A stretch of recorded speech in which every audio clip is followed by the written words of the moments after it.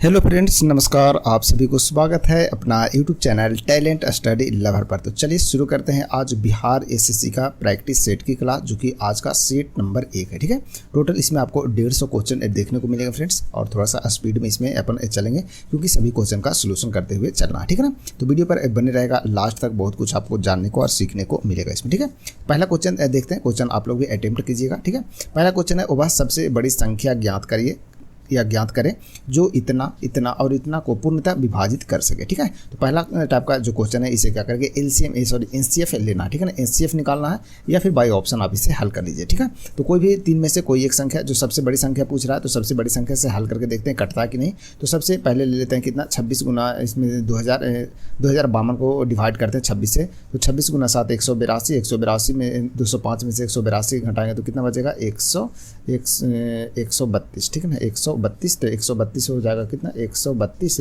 फिर काटेंगे 26 से, तो 26 5 3 से, जो कि नहीं कट रहा है, यानी एक नहीं कट रहा है, इसका मतलब कोई नहीं कटेगा। ठीक है ना, तो आपका ऑप्शन सी तो नहीं होगा। ठीक है, 13 से काट के देखते हैं, 13 कम 13, या फिर ए वाली काट देते हैं, 13 दूनी 26, 9 2 63 91, 1 और 6 13 से भी नहीं कट रहा है। ठीक है ना, यानी कि 13 भी नहीं होगा। 4 से काटते हैं तो 48 कट जाएगा, 52 कट जाएगा, लेकिन 26 नहीं कटता है। 4 से विभाजता का नियम कि लास्ट का 2 अंक 4 से कटना चाहिए, मतलब ये भी नहीं कटेगा। इसका मतलब डी जो है इसका सही ऑप्शन हो जाएगा, 2 आंसर। ठीक है, नेक्स्ट क्वेश्चन नंबर 2 है, एक वस्तु को 800 रुपया अधिक में बेचने पर कविता को, ठीक है ना, अपनी बिक्री पर 13% हानि के बजाय, यानी कि लॉस के बजाय 7% की लाभ हो जाता है। तो वस्तु का क्रय मूल्य क्या था, ये ज्ञात करना। सिंपल सी है, दोनों का डिफरेंस जो दिया हुआ है, कितना दिया हुआ है, 800 दिया हुआ है। यहाँ परसेंटेज में डिफरेंस कितने का है, 13% हानि और 7% लाभ का डिफरेंस कितने को आ जाएगा, 20% का। ठीक है ना, तो परसेंट हटाएगा तो ऊपर में 100 से गुना कर देंगे, जो कि आपका लागत मूल्य यानी कि सीपी निकल जाएगा। ठीक है ना, तो काट दीजिए इसे, 20 80 हो जाएगा, यानी कि कितना, 4000, जो कि ऑप्शन सी इसका सही आंसर हो जाएगा।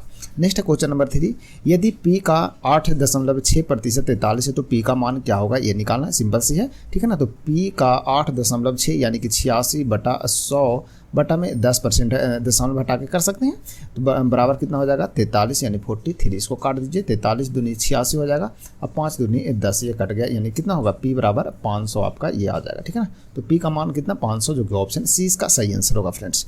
नेक्स्ट क्वेश्चन नंबर 4 देखिए।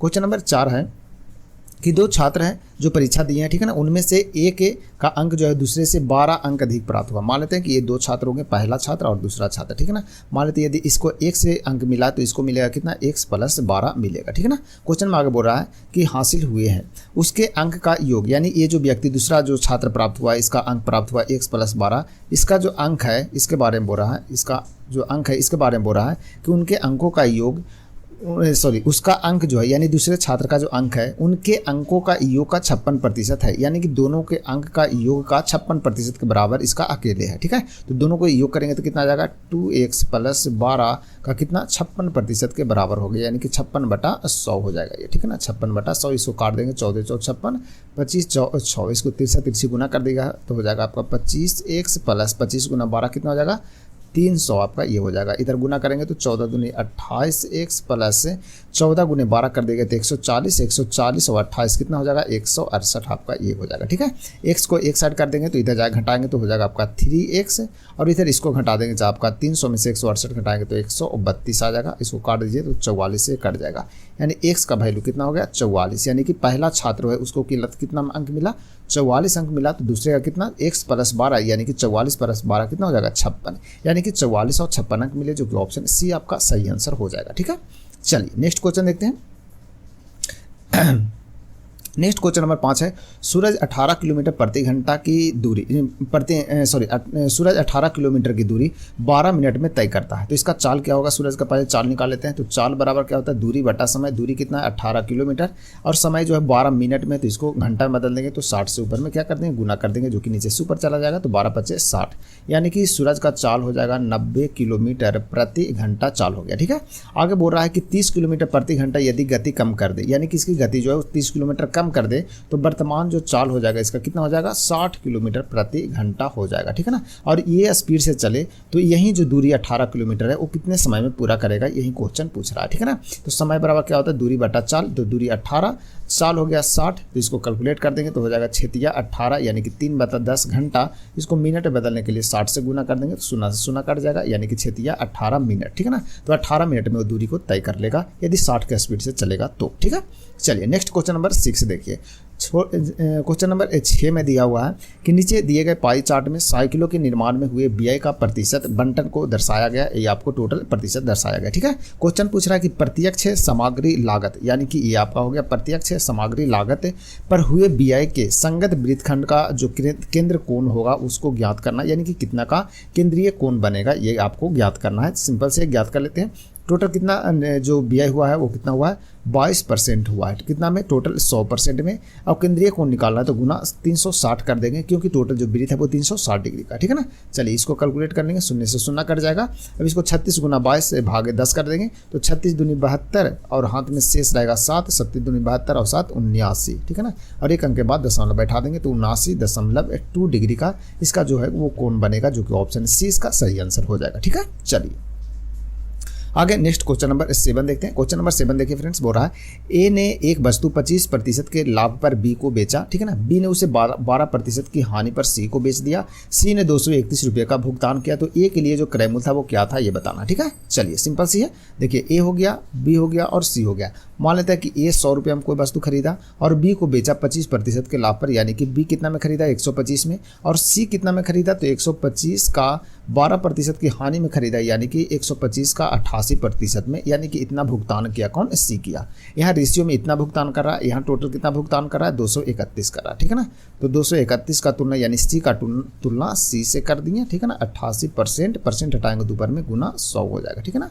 ये वाली परसेंट हटाएं तो हुआ। तो बोल रहा है क्या कि ए के लिए वस्तु का क्रय मूल्य कितना था, तो ए कितना में खरीदा था, देखिए 100 रुपया खरीदा था, तो गुना कितना कर देंगे 100 कर देंगे। अब इसको कैलकुलेट कर देंगे, तो कैलकुलेट करेंगे तो हो जाएगा 25 × 100, 25 × 25 से, ठीक है ना, 20 × 100 ये आपका कट गया। इसको काट देते हैं तो 11 8 88 हो जाएगा, और ये काट देंगे 11 दूनी 22, 11 एकम 11, ये कट जाएगा, 4 दूनी 8 हो गया, और ये कट जाएगा 2 से यानी 1 यानी कि 210 रुपया, ठीक है ना। तो 210 जो कि ऑप्शन सी जो है इसका सही आंसर हो जाएगा, ठीक है ना। यानी कि ये कितने में खरीदा था 210 रुपये में खरीदा था वस्तु को, ठीक है ना। चलिए तो एक था ऑप्शन आपका जो कि सही आंसर इसका हो जाएगा, ठीक है ना। चलिए नेक्स्ट क्वेश्चन देखते हैं फ्रेंड्स, क्वेश्चन नंबर 8 है, ठीक है ना। क्वेश्चन नंबर 8 देखते हैं। क्वेश्चन नंबर 8 में देखिए बोल रहा है, क्वेश्चन नंबर 8 है मोहित 3 रुपये प्रति अंडे की दर से 3 रुपये प्रति अंडे की दर से वो खरीदता है, यानी कि एक अंडे 3 रुपये में खरीदता है और 5 रुपये प्रति अंडे की दर से वो बेचता है। तो 35 अंडा खरीद कर बेचा हुआ तो कितना लाभ हुआ ये बताना, ठीक है। तो 3 रुपये ये खरीदा, 3 रुपये के हिसाब से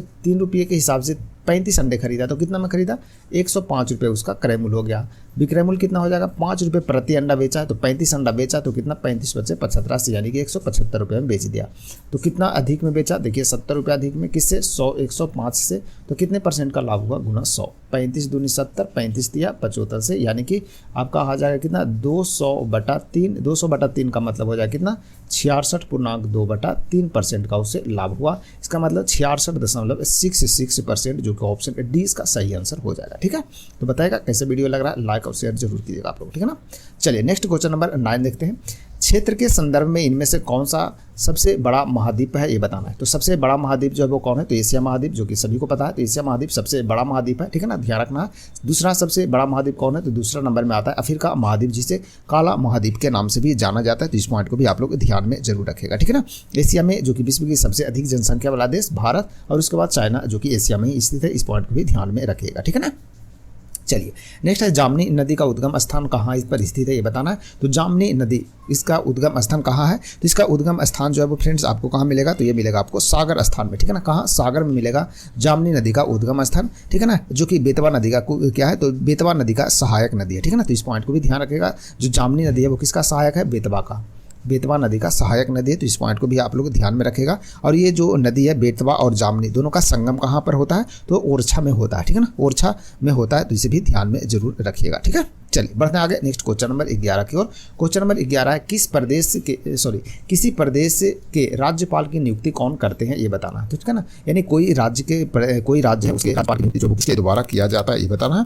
सही जो आंसर होगा फ्रेंड्स ये हो जाएगा आपका राष्ट्रपति, यानी कि ऑप्शन डी इसका सही आंसर होगा। राष्ट्रपति के द्वारा किसी भी स्टेट के राज्यपाल की नियुक्ति किया जाता है, जो कि अनुच्छेद 155 के तहत, ठीक है ना। तो याद रखना अनुच्छेद कितना अनुच्छेद 155, अनुच्छेद 155 के तहत राज्यपाल की नियुक्ति किया जाता है। तो इस पॉइंट को भी आप लोग ध्यान में जरूर रखिएगा, ठीक है ना। चलिए बढ़ते हैं आगे नेक्स्ट क्वेश्चन की ओर। क्वेश्चन नंबर 12 कि किस पर्वत के, ठीक है ना, तिब्बती नाम का अर्थ है विश्व की देवी माँ, ठीक है ना, विश्व की देवी माँ। तो निम्न में से कौन से जो पर्वत है उसको बोला जाता है ये बताना, ठीक है ना। तो इसका जो सही आंसर होगा फ्रेंड्स ये क्या होगा, तो इसका सही आंसर हो जाएगा आपका माउंट एवरेस्ट, ठीक है ना। माउंट एवरेस्ट को ही बोला जाता है क्या, विश्व की देवी माँ, जो कि तिब्बती भाषा में बोला जाता है, ठीक है ना। माउंट एवरेस्ट को ही बोला जाता है। इसकी टोटल ऊंचाई कितना है, तो 8,848 मीटर लगभग इसकी ऊंचाई है। कहीं पर 8,850 मीटर भी देता है, तो ऑप्शन को ध्यान से देखिएगा, ठीक है ना। इसे क्या बोला जाता है, माउंट एवरेस्ट को पृथ्वी का तीसरा ध्रुव, ठीक है ना, तीसरा ध्रुव भी बोला जाता है। तो इस पॉइंट को भी आप लोग ध्यान रखना है। तीसरा ध्रुव किसे कहते हैं, तो माउंट एवरेस्ट को कहते हैं, जो कि आपको कहाँ मिलेगा, तो ये आपको नेपाल में देखने को मिल जाएगा, ठीक है ना। सबसे पहले एडमंड हिलेरी और तेजनिंग नॉर्वे के द्वारा 1953 में माउंट एवरेस्ट की चोटी पर पहुंचा गया था, यानी कि चढ़ा गया था। तो इस पॉइंट को भी आप लोग ध्यान में रखिएगा, ठीक है। चलिए बढ़ते हैं आगे नेक्स्ट क्वेश्चन की ओर। क्वेश्चन नंबर 13 ख्याल गायन के लिए विख्यात इंदौर घराने की स्थापना, ठीक है ना, किसने की थी ये बताना, ठीक है। तो इसका जो सही आंसर होगा फ्रेंड्स वो क्या होगा, तो इसका सही आंसर हो जाएगा आपका ऑप्शन नंबर सी, यानी कि आमिर खान के द्वारा, जो कि ऑप्शन सी इसका सही आंसर हो जाएगा, ठीक है ना। तो इस पॉइंट को भी आप लोग ध्यान में जरूर रखिएगा, ठीक है। चलिए बढ़ते हैं आगे नेक्स्ट क्वेश्चन नंबर 14 की ओर। क्वेश्चन नंबर 14 है ताप्ती नदी का मूल है, ठीक है, ताप्ती नदी का मूल क्या है ये बताना है, ठीक है। तो इसका जो सही आंसर हो जाएगा ये क्या होगा, इसका सही आंसर हो जाएगा मुल्ताई, ठीक है ना। ऑप्शन ए जो इसका सही आंसर हो जाएगा, ठीक है ना। ताप्ती नदी, जो कि इसके ताप्ती नदी के किनारे एक प्रसिद्ध शहर है जिसका नाम है सूरत, ठीक है ना। सूरत जो कि आपको ताप्ती नदी के किनारे आपको देखने को मिलेगा। और ताप्ती नदी जिसकी टोटल लंबाई कितना है, तो टोटल लंबाई जो है इसकी कितना है, तो 724 किलोमीटर है, ठीक है ना, 724 किलोमीटर। और इसी नदी के किनारे आपको सूरत जो है वो देखने को मिल जाएगा, ठीक है ना। ये जो नदी है ताप्ती नदी जो है ये आपको कहाँ गिरती है, तो ये आपको खंभात की अरब सागर में गिरती है, ठीक है ना, अरब सागर में गिरती है। और यह जो नदी है यानी कि ताप्ती नदी मध्य प्रदेश, गुजरात और महाराष्ट्र में बहती हुई ये कहाँ गिरती है, अरब सागर में यह गिर जाती है, ठीक है ना। तो इस पॉइंट को भी आप लोग ध्यान में रखिएगा। तो ताप्ती नदी से संबंधित कुछ इंपॉर्टेंट पॉइंट का ध्यान रखना आप लोग को। नेक्स्ट क्वेश्चन नंबर 15 देखते हैं। क्वेश्चन नंबर 15 है सिस्टर निवेदिता के नाम से किसे जाना जाता है ये बताना, ठीक है ना। तो सिस्टर निवेदिता के नाम से किसे जाना जाता है, तो ये जाने जाते हैं मार्गरेट नोबेल, ठीक है ना, मार्गरेट नोबेल, जो कि ऑप्शन ये जो है इसका सही आंसर हो जाएगा फ्रेंड्स, ठीक है ना। सिस्टर निवेदिता के नाम से ये जाने जाते हैं। इस पॉइंट को भी आप लोग ध्यान में जरूर रखिएगा, ठीक है ना। तो इस पॉइंट को आप लोग ध्यान रखना। चलिए बढ़ते आगे नेक्स्ट क्वेश्चन नंबर 16 की ओर। 16 नंबर क्वेश्चन देखिए कि ऑस्कर जीतने वाले प्रथम भारतीय कौन थे ये बताना है। तो ऑस्कर जीतने वाले जो प्रथम भारतीय थे उनका नाम क्या था ये बताना है। तो इसका जो सही आंसर हो जाएगा फ्रेंड्स ये हो जाएगा आपके भानु अथैया, जो कि ऑप्शन डी इसका राइट आंसर हो जाएगा। और कब जीते थे, तो ये जीते थे भानु अथैया जो जीते थे वो जीते थे 1983 यानी कि 1983 में। किसके लिए, तो कौन सी फिल्म था, तो फिल्म गांधी के लिए, ठीक है ना, फिल्म गांधी, ठीक है। तो गांधी के लिए जीते थे, गांधी फिल्म इसके लिए जीते थे क्या, तो भानु अथैया जीते थे क्या, ऑस्कर विजेता जीते थे, ठीक है ना, ऑस्कर पुरस्कार, जो कि 1929 में इसकी स्थापना हुआ था। तो इस पॉइंट को भी आप लोग ध्यान में रखिएगा, ठीक है ना। चलिए बढ़ते आगे नेक्स्ट क्वेश्चन नंबर 17 की ओर। 17 नंबर क्वेश्चन है राष्ट्रीय रक्षा अकादमी कहाँ पर स्थित है ये बताना है। तो राष्ट्रीय रक्षा अकादमी है जो फ्रेंड्स ये आपको कहाँ पर मिलेगा ये बताना है। तो इसका जो सही आंसर हो जाएगा ये हो जाएगा आपका ऑप्शन नंबर सी हो जाएगा, यानी कि कहाँ मिलेगा, तो ये आपको पुणे में देखने को मिलेगा, ठीक है ना। तो राष्ट्रीय रक्षा अकादमी कहाँ मिलेगा, तो आपको पुणे, जो कि महाराष्ट्र में आपको देखने को मिल जाएगा। तो इसका सही आंसर ये हो जाएगा, ठीक है ना। इसकी स्थापना कब हुआ था, तो राष्ट्रीय रक्षा जो अकादमी है इसकी स्थापना हुआ था 1954 ईस्वी में, ठीक है ना, 1954 ईस्वी में इसकी स्थापना हुआ था। तो इस पॉइंट को भी आप लोग ध्यान में जरूर रखिएगा, ठीक है ना।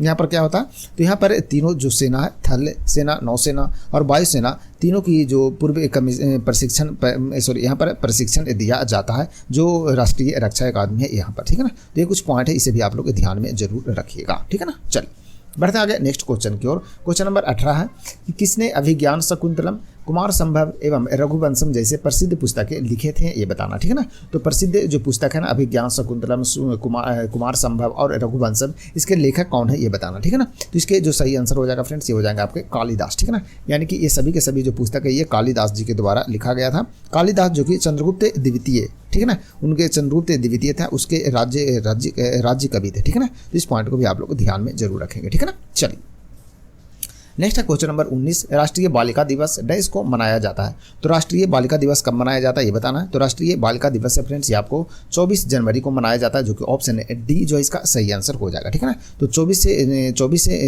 जनवरी को राष्ट्रीय बालिका दिवस मनाया जाता है, ठीक है ना। बाल दिवस 14 नवंबर को मनाया जाता है। 5 सितंबर को क्या मनाया जाता है, टीचर डे मनाया जाता है। तो इस पॉइंट को भी ध्यान रखेगा। और 3 मार्च को इंपॉर्टेंट है, विश्व वन्य जीव दिवस मनाया जाता है, ठीक है ना। तो इस पॉइंट को भी आप लोग ध्यान में रखना है आप लोग को, ठीक है। चलिए, विश्व वन्य जीव दिवस मनाया था कब, 3 मार्च को। 5 सितंबर को राष्ट्रीय टीचर दिवस मनाया था। 14 नवंबर को विश्व मधुमेह दिवस भी, बाल दिवस भी मनाया जाता है। तो दोनों ध्यान रखेगा। विश्व मधुमेह दिवस खास करके याद रखेगा, ठीक है ना। इंसुलिन मधुमेह यानी कि चिनिया रोग जिसे बोलते हैं ये, ठीक है ना। तो 14 नवंबर को ही मनाया जाता है।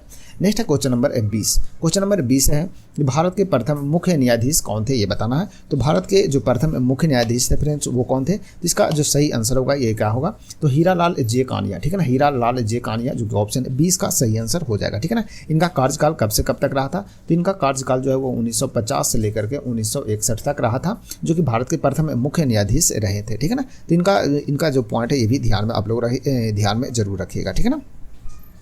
सुप्रीम कोर्ट के प्रथम जो महिला न्यायाधीश बनी थी वो बनी थी कौन, तो ये बनी थी मीरा साहिबा एम फातिमा बीबी, इनको बोलते हैं एम फातिमा बीबी, जो कि प्रथम महिला न्यायाधीश बनी थी, ठीक है ना। तो इस पॉइंट को भी आप लोग ध्यान में जरूर रखिएगा, ठीक है। चलिए नेक्स्ट क्वेश्चन देखते हैं। क्वेश्चन नंबर 21 है, पूर्वोत्तर रेलवे का मुख्यालय कहाँ पर स्थित है ये बताना है। तो पूर्वोत्तर रेलवे, ठीक है ना, पूर्वोत्तर रेलवे का जो मुख्यालय ये आपको कहाँ मिलेगा, तो ये आपको गोरखपुर में देखने को मिलेगा, ठीक है ना। तो गोरखपुर जिसकी स्थापना कब हुआ था, पूर्वोत्तर रेलवे है जिसका मुख्यालय हेडक्वार्टर, इसकी स्थापना जो हुआ था वो 1952 में इसका स्थापना हुआ था, ठीक है ना। भारतीय रेलवे बोर्ड यानी आरआरबी यानी कि भारतीय रेलवे बोर्ड है जिसके स्थापना कब हुआ था, 1905 में हुआ था, लॉर्ड कर्जन के समय में हुआ था। तो इस पॉइंट को भी आप लोग ध्यान में रखिएगा, ठीक है। चलिए नेक्स्ट क्वेश्चन नंबर 22 देखते हैं। वंदे भारत, ठीक है, वंदे मातरम, वंदे भारत तो ट्रेन है। वंदे मातरम इनमें से किनके द्वारा लिखी गई रचना है ये बताना है, यानी वंदे मातरम जो है वो किनके द्वारा लिखा गया ये बताना है। तो इसका जो सही आंसर होगा फ्रेंड्स ये क्या होगा, सही आंसर हो जाएगा इसका बंकिम चंद्र चटर्जी के द्वारा लिखा गया वंदे मातरम, ठीक है ना। रविंद्रनाथ टैगोर के द्वारा जनगण मन लिखा गया है, जो कि भारत का राष्ट्रीय गान है। भारत का राष्ट्रीय गीत जो कि वंदे मातरम है ये बंकिम चंद्र चटर्जी के द्वारा लिखा गया है, ठीक है ना। तो इस पॉइंट को भी ध्यान रखेगा। 1896 में भारतीय राष्ट्रीय कांग्रेस के द्वारा कलकत्ता में पहली बार वंदे मातरम गाया गया था। तो इस पॉइंट को भी आप लोग ध्यान में जरूर रखिएगा, ठीक है ना। चलिए, वंदे मातरम जो कि भारत का राष्ट्रीय गीत है, इसे गाने में कितना समय लगता है, तो 1 मिनट 5 सेकंड, ठीक है ना, 1 मिनट 5 सेकंड लगता है। और राष्ट्रीय गान है जिसे गाने में कितना लगता है, 52 सेकंड का टाइम लगता है। तो दोनों पॉइंट ध्यान रखिएगा, दोनों बनता है क्वेश्चन। नेक्स्ट क्वेश्चन है, अर्थशास्त्र में हाथ में कच्चा माल तथा धन किसका उपयोग उत्पादन में किया जाता है उन्हें डैश कहा जाता है, ठीक है ना, यानी कि उसे क्या कहते हैं ये बताना, ठीक है ना। तो इसे कहते हैं कार्यशील पूंजी कहते हैं। क्या बोलते हैं, कार्यशील पूंजी कहते हैं, यानी कि कार्य करने वाला जो पूंजी होता है ना उसे कार्यशील पूंजी कहते हैं, जो कि ऑप्शन ए इसका सही आंसर हो जाएगा, ठीक है ना। तो कच्चा माल एवं नगद पैसे जो है वो किसके अंतर्गत आता है, तो कार्यशील पूंजी के अंतर्गत आता है। तो इस पॉइंट को भी आप लोग ध्यान रखिएगा, ठीक है। चलिए नेक्स्ट देखते हैं। क्वेश्चन नंबर 24 है। क्वेश्चन नंबर 24 है, मेबेल ने, मैथ का क्वेश्चन है, मेबेल ने 3:2 के अनुपात में 2 और 1.5 अमेरिकी डॉलर में 2 किस्म की पाव रोटियाँ खरीदा, ठीक है ना। 2 किस्म के पाव रोटी खरीदा जिसका रेशियो था 3:2 के अनुपात में। इसमें खरीदा था कितना, 2 रुपये डॉलर, और ये जो खरीदा था ये खरीदा था 1.5 रुपये डॉलर, यानी कि टोटल 5 वस्तु खरीदा, ठीक है ना। टोटल जो पाव रोटी खरीदा कितने खरीदा, 5 खरीदा। टोटल कितने रुपये में खरीदा, तो 3 दूनी 6 और ये हो गया आपका 3, ठीक है ना, यानी कि टोटल 9 डॉलर में, ठीक है ना, 9 डॉलर में 5 पाव रोटी खरीदा हुआ, ठीक है ना। अब क्या बोलता है आगे कि 2 किस्म की पाव रोटी खरीदी, वह 25% लाभ कमाना चाहता है, परियोजना रखता है कि लाभ कमाए, तो प्रति दर्जन विक्रय मूल्य क्या होना चाहिए ये बताना, ठीक है ना। तो 25% लाभ कमाएगा तो कितना बेचना चाहिए, देखिए 9 का 25% लाभ कमाएगा यानी 125/100, ठीक है ना। 125/100 का मतलब हो गया 25 से और 25 यानी कि 45/4, ठीक है ना, 45/4 डॉलर, ठीक है। इतना में उसे 5 का बेचेगा तो उसे इतना मिलेगा, ठीक है ना। तो बोल रहा है 1 दर्जन, ठीक है ना, तो 5 का जो विक्रय मूल्य है वो 25% लाभ में कितना हो गया, 45/4 हो गया, ठीक है ना। तो 1 का कितना हो जाएगा, तो 1 का हो जाएगा 45/4, ठीक है ना, भाग कितना 5, तो निकालना है 12 का, यानी 1 दर्जन का तो गुना 12 कर देंगे, ठीक है। तो 4 तिया 12 हो गया और 9 पचे 45, यानी कितना हो जाएगा 9 तिया 27, यानी कि 27 रुपये प्रति डॉलर उसको, मतलब 1 दर्जन जो है वो 1 दर्जन जो बेचना पड़ेगा वो 27 डॉलर में बेचना पड़ेगा, ठीक है ना। तो ऑप्शन सी जो है इसका सही आंसर हो जाएगा, ठीक है। चलिए बढ़ते आगे नेक्स्ट क्वेश्चन की ओर। नेक्स्ट है क्वेश्चन नंबर 25। बोल रहा है क्या कि दो संख्याएं तीसरी संख्या से 35% और 55% बड़ी है, तो इन दो संख्याओं का रेशियो क्या होगा। टोटल 3 संख्या, पहली संख्या, दूसरी संख्या और तीसरी संख्या। तो बोल रहा है क्या कि दो संख्या जो पहली संख्या मतलब पहली संख्या 100 है, तो इससे दो संख्या जो एक तो है 135% है और दूसरा जो है वो 155%, मतलब इससे 35% ज़्यादा है और ये 55% ज़्यादा है। तो ये दोनों का जो रेशियो है वो क्या होगा ये बताना है। तो इसको काट देंगे 27/35 से और 31/55 से, यानी कि ये दोनों का रेशियो हो जाएगा, यानी कि कितना 27:31। ऑप्शन डी इसका सही आंसर हो जाएगा। ठीक है, चलिए बढ़ते आगे नेक्स्ट क्वेश्चन नंबर 26 की ओर। 26 नंबर क्वेश्चन है, एक से एक कार्य को 1/3 भाग पूरा करने में 4 दिन लेता है। वाई उसी कार्य को 1/6 भाग कार्य पूरा करने में 3 दिन। जेड उसी कार्य को आधा भाग करने में कितना 5 दिन लेता है। यदि तीनों इस कार्य को 3 दिन में साथ मिलकर काम करते हैं, फिर एक से एवं जेड, ठीक है ना, कार्य रोक देते हैं, तो शेष कार्य को पूरा करने में वाई को कितना समय लगेगा ये बताना। ठीक है ना, सिंपल है, सिंपल। देखिए 3 व्यक्ति है, एक से वाई और जेड। ठीक है ना, देखिए एक से 1/3 काम को 4 दिन में करता है। 1/3 मतलब 1/3 काम को 4 दिन में, तो पूरा काम कितने दिन में 12 दिन में कर देगा। पूरा काम कितने दिन में 12 दिन में। ठीक है ना, वाई करता है 1/6 भाग 3 दिन में, तो पूरा काम कितने दिन में 18 दिन में ये कर देगा। ठीक है, उसी प्रकार से जेड जो है वो आधा काम को 5 दिन में, तो पूरा काम कितना, कोई व्यक्ति आधा काम 5 दिन में, तो पूरा काम 10 दिन में करेगा, तो पूरा काम ये 10 दिन, ये आपको दिन सबका निकल गया। ठीक है ना, अब यहाँ पर टोटल एलसीएम ले लेंगे 12, 18 और 10 का जो एलसीएम है, एलसीएम ले लेंगे तो आपको टोटल जो काम है वो आपको पता चल जाएगा। तो एलसीएम हो जाएगा टोटल कितना 180। अब 180 का मतलब होगा क्षमता का रेशियो निकाल लेते हैं, कार्य करने की जो क्षमता हो जाएगा 12 गुने 180 कर 12 भागे 180 करेंगे तो 15 का क्षमता रहेगा, इसका 10 का क्षमता रहेगा और इसका 18 का क्षमता रहेगा, यानी कार्य करने की जो दक्षता है वो 15:10:18 का रेशियो हो जाएगा। ठीक है, टोटल काम कितना 180 है। ठीक है ना, तीनों मिलकर के काम को 3 दिन तक किया, तो तीनों मिलकर काम करेगा तो एक दिन में 15 यूनिट करेगा या 10 यूनिट करेगा या 18 यूनिट, तो टोटल कितना हो जाएगा 15, 10, 25, 25 और 8 कितना 33 और 10 43, तो 43 यूनिट करता है एक दिन में, तो 3 दिन में टोटल इतना यूनिट काम करेगा। उसके बाद फिर तीनों काम छोड़ देता है, 2 काम छोड़ देता है। कौन कौन, एक्स और जेड जो है वो काम को छोड़ देता है। ठीक है, वाई काम करते रहता है, तो वाई काम करेगा तो वाई शेष काम को 10 की क्षमता से काम करेगा, यानी कि एक दिन में 10 यूनिट की स्पीड से काम करेगा, तो कितने दिन में करेगा, तो डी दिन में कर देगा। ठीक है, तो 180 और 43 गुना 3 करेंगे तो कितना 129। 129 में घटा दीजिए कितना 180 में 129 घटाएंगे तो कितना बचेगा 51। ठीक है ना, 51/10 डे, यानी कि डी बराबर हो जाएगा 51/10। 51/10 का मतलब 5/1 दिन में जो है शेष काम कौन कर देगा, वाई कर देगा, जो कि 5.1 दिन आपका ऑप्शन है डी इसका सही आंसर हो जाएगा। ठीक है, यदि समझ में नहीं आए तो आप कमेंट जरूर कीजिएगा। ठीक है ना, चलिए बढ़ते आगे नेक्स्ट क्वेश्चन नंबर 27 की ओर फ्रेंड्स। ठीक है, थोड़ा स्पीड चलना पड़ेगा क्योंकि टोटल 150 क्वेश्चन है, तो थोड़ा सा स्पीड तो चलना ही पड़ेगा। ठीक है ना, नहीं तो बहुत ज़्यादा लंबा वीडियो होगा। नेक्स्ट क्वेश्चन नंबर 27 है, एक कक्षा में 20 लड़के हैं, 20 लड़कियां हैं। कक्षा में लड़कियों की औसत 16 है। ठीक है ना, लड़कों का औसत कितना है 17 है।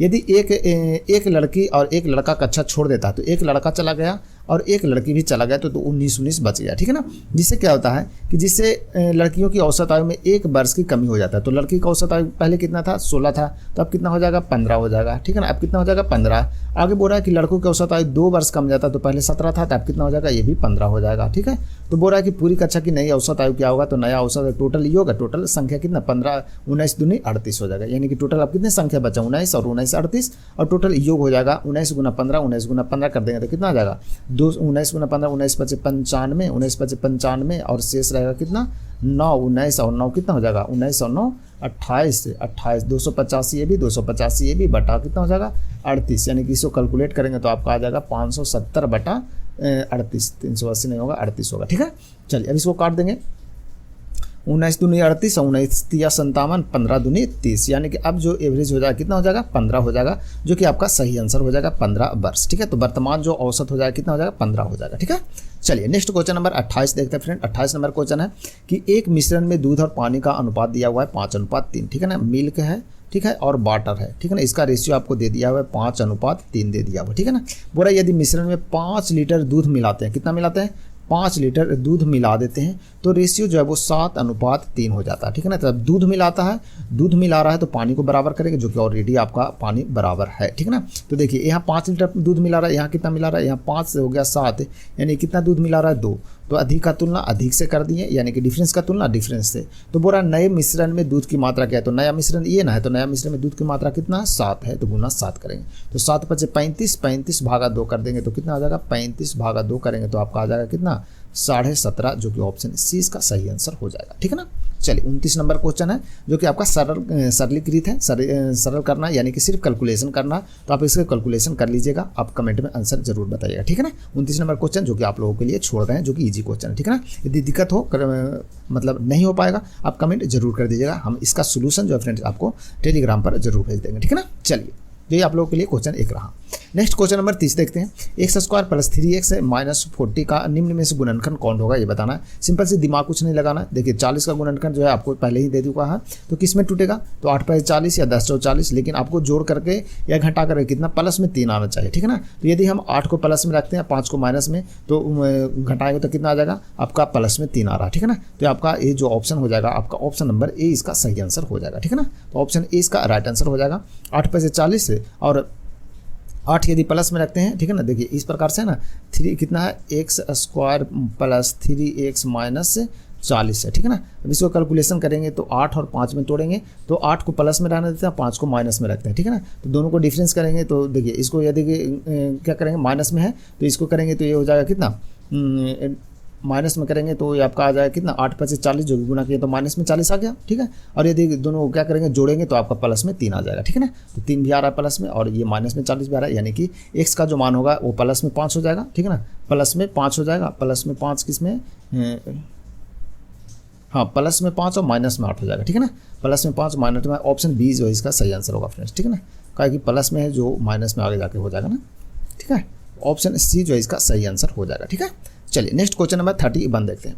31 नंबर क्वेश्चन देखिए है, एक राशि साधारण ब्याज की दर से 5 वर्ष में 8,000 रुपया और 8 वर्ष में 9800 रुपया हो जाता है। देखिए 3 वर्ष में कितना हो गया, 3 वर्ष में 8,000 से हो गया 9800, यानी कि 1800 रुपया आपका मिल रहा है, मतलब ब्याज मिल रहा है। तो 3 वर्ष में ब्याज 1800, यानी कि 1 वर्ष में ब्याज कितना हो गया 600 रुपया। तो 1 वर्ष में ब्याज हो गया 600 रुपया, तो 5 साल में कितना हो जाएगा, तो 5 साल में जो ब्याज है वो हो जाएगा कितना आपका 3000, कितना हो जाएगा 3000। तो 5 साल में ब्याज 3000 हो गया, 8000 आपका टोटल मिश्रधन था, तो आपका जो मूलधन हो जाएगा वो कितना हो जाएगा, मूलधन हो जाएगा आपका 5000। मूलधन हो गया कितना 5000, ब्याज हो गया आपका कितना 3000। ठीक है ना। ब्याज हो गया 3000, समय आपको पता हो गया, तो दर निकाल लीजिए। दर बराबर क्या होता है, ब्याज गुना 100, ब्याज गुना 100, मूलधन हो गया 5000, मूलधन गुने समय, समय कितना 5 वर्ष। ठीक है। तो निकाल लीजिए, 3 शून्य कट गया, 5 × 25 और 25 × 100, यानी 4 × 3 = 12, तो 12% इसका दर था, जो कि ऑप्शन सी इसका सही आंसर हो जाएगा। ठीक है ना। चलिए ये आप लोग को ध्यान में रखना है कि ये आपका 8000 भी दिया हुआ है, वो भी दिया हुआ है मिश्रधन, और ये 9800 भी दिया हुआ है मिश्रधन। क्वेश्चन पर ये बोल रहा है एक राशि साधारण ब्याज की समान दर से 5 वर्ष बाद 8000 हो जाता है। ठीक है ना। लेकिन ये जानते हैं कि साधारण ब्याज में जो ब्याज मिलता है वो प्रत्येक वर्ष बराबर मिलता है, इसलिए आप यहाँ से आसानी से निकाल लेंगे। ठीक है ना। तो मूलधन निकाल लीजिएगा, मूलधन निकाल लीजिएगा, मूलधन के बाद फिर आपका ब्याज तो पता चल गया, ब्याज पता चल गया, मूलधन पता चल गया, समय पता चल गया, तो आप आसानी से दर निकाल पाएंगे। ठीक है ना। चलिए नेक्स्ट बढ़ते हैं फ्रेंड्स क्वेश्चन नंबर 32 की ओर। क्वेश्चन नंबर 32 है 220 मीटर लंबी, ठीक है ना, 220 मीटर और 190 मीटर लंबी 2 रेलगाड़ी विपरीत दिशा में समानांतर पटरी पर 80 किलोमीटर और 64 किलोमीटर प्रति घंटा की गति से चले, वो कितने समय में एक दूसरे को पार करेगी। समय निकालना है। तो समय बराबर क्या होता है, दूरी बटा चाल। दूरी कितना हो जाएगा 200, 100, 300 और 410 मीटर हो गया। 410 मीटर दूरी हो गया। दोनों क्या जा रहा है, विपरीत दिशा में चल रहे हैं, तो जो दूरी जो चाल है वो क्या होगा, जुड़ जाएगा। तो 80 और 60 कितना होगा, 140 और 4 144, ये होगा किलोमीटर प्रति घंटा है। तो इसको 18/5 से क्या कर देंगे, गुना कर देंगे। 18 8 44 से, ठीक है ना, 8 5 40, 40 का मतलब हो गया 1 शून्य आपका कट जाएगा, और 4 से इसको आप भाग दे देंगे तो हो जाएगा कितना 10 4 40, ठीक है ना। 10 4 40, 10 से पॉइंट में आएगा 10.25 सेकंड में आ जाएगा आपका, जो कि ऑप्शन सी इसका सही आंसर हो जाएगा। ठीक है ना। चलिए इजी क्वेश्चन है, आसानी से हल कर सकते हैं फ्रेंड्स। चलिए नेक्स्ट बढ़ते हैं। नेक्स्ट है क्वेश्चन नंबर 33 है, बरून बशीर चार्ल्स धन्य और तथा इलेनी, ठीक है ना, एक पंक्ति में बैठे हैं। चार्ल्स एकदम मध्य में बैठा हुआ, ठीक है ना। टोटल 5 फ्रेंड है ना, टोटल 1 हो गए, ठीक है ना। इस प्रकार से कर लेते 2 3 4 और 1 5 हो गया। बोला क्या कि मध्य में कौन बैठा है, चार्ल्स। चार्ल्स जो है बिल्कुल मध्य में बैठा हुआ है, ठीक है ना। चार्ल्स हो गया बिल्कुल मध्य में। बोला क्या, और बशीर एक छोर पर बैठा हुआ। बशीर जो है वो एक छोर पर है, और उसके बाद अरुण है, यानी कि बशीर यहाँ पर बैठा होगा, ठीक है ना। बशीर यहाँ होगा, इसके बाद में अरुण है, इसके बाद में अरुण है, ठीक है। दूसरे छोर पर कौन बैठा है, वह है इलेनी के बगल में, इलेनी के बगल में, यानी कि इलेनी यहाँ है, ठीक है ना। इलेनी यहाँ हो गया, तो यहाँ कौन बचा, एक व्यक्ति धन्य बच गया, ठीक है ना। तो यानी कि यहाँ जो बैठा होगा कौन होगा, धन्य होगा, ठीक है ना। तो पूछ रहा है क्या कि दूसरे छोर पर कौन बैठा है, तो धन्य बैठा है, जो कि ऑप्शन 20 का सही आंसर हो जाएगा, ठीक है ना।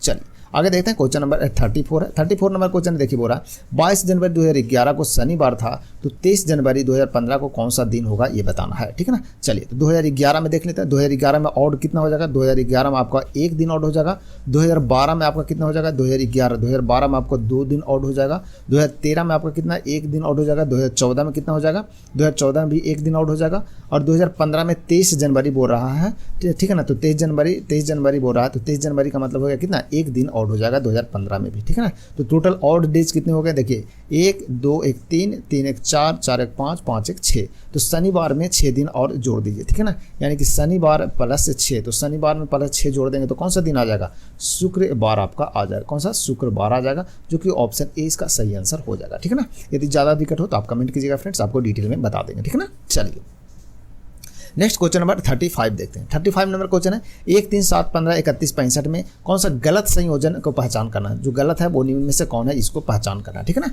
चलिए तो 1 दिया हुआ है, ठीक है, 1 है, 3 है, 7 है, 15 है, 31 है और 65 है, ठीक है ना। देखिए 1 हो गया क्या, ये हो जाएगा आपका गुना 2 प्लस 1 गुना 2 प्लस 1 गुना 2 प्लस 1 हो रहा है, गुना 2 प्लस 1 15 दूनी 30 1 31 31 दूनी यानी गुना 2 प्लस 1 तो होना चाहिए था कितना, 1 3 दूनी 62 हो, 1 63 ना, यहाँ पर 63 आना चाहिए था, लेकिन यहाँ 65 दिया जो कि गलत दिया हुआ है। तो ऑप्शन डी इसका सही आंसर होगा।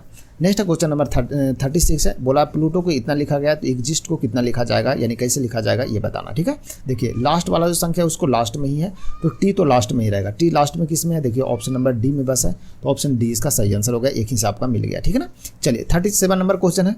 37 नंबर है आपका, ये इस प्रकार का है, आपका कागज वाला है, ठीक है ना। इसमें आपका कौन सा जो आएगा ये बताना, ठीक है ना। कागज पहले इस रूप में था, इस रूप में हो गया, इस रूप में हो गया, अब इसको जब फैलाएंगे तो कौन सा रूप में आएगा ये आपको बताना, ठीक है ना। देखिए एक डंडा यहाँ पर भी आएगा, इसको यदि खोलिएगा तो यहाँ पर एक डंडा आएगा, ठीक है ना। उसके बाद फिर एक डंडा यहाँ और एक डंडा यहाँ आएंगे, टोटल 4 डंडे आएंगे। तो 4 डंडे तो सभी में है, और ये वाली भी आपका जो आएगा किनारे में, ये चौकोर जो है वो आपको किनारे में आएगा। तो चौकोर किनारे में इसमें भी है, इसमें नहीं है, तो ऑप्शन सी नहीं होगा।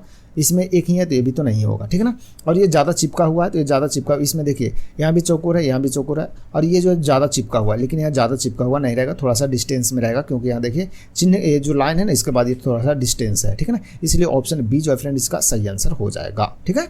चलिए बाकी आप कागज़ के टुकड़ा ले लीजिए, इस प्रकार से इसको काट करके आप बनाइएगा, आप आसानी से आप हल कर लेंगे, ठीक है। उसके बाद फिर दिमाग में धीरे धीरे फीड हो जाएगा ये, ठीक है। चलिए बढ़ते आगे फ्रेंड्स।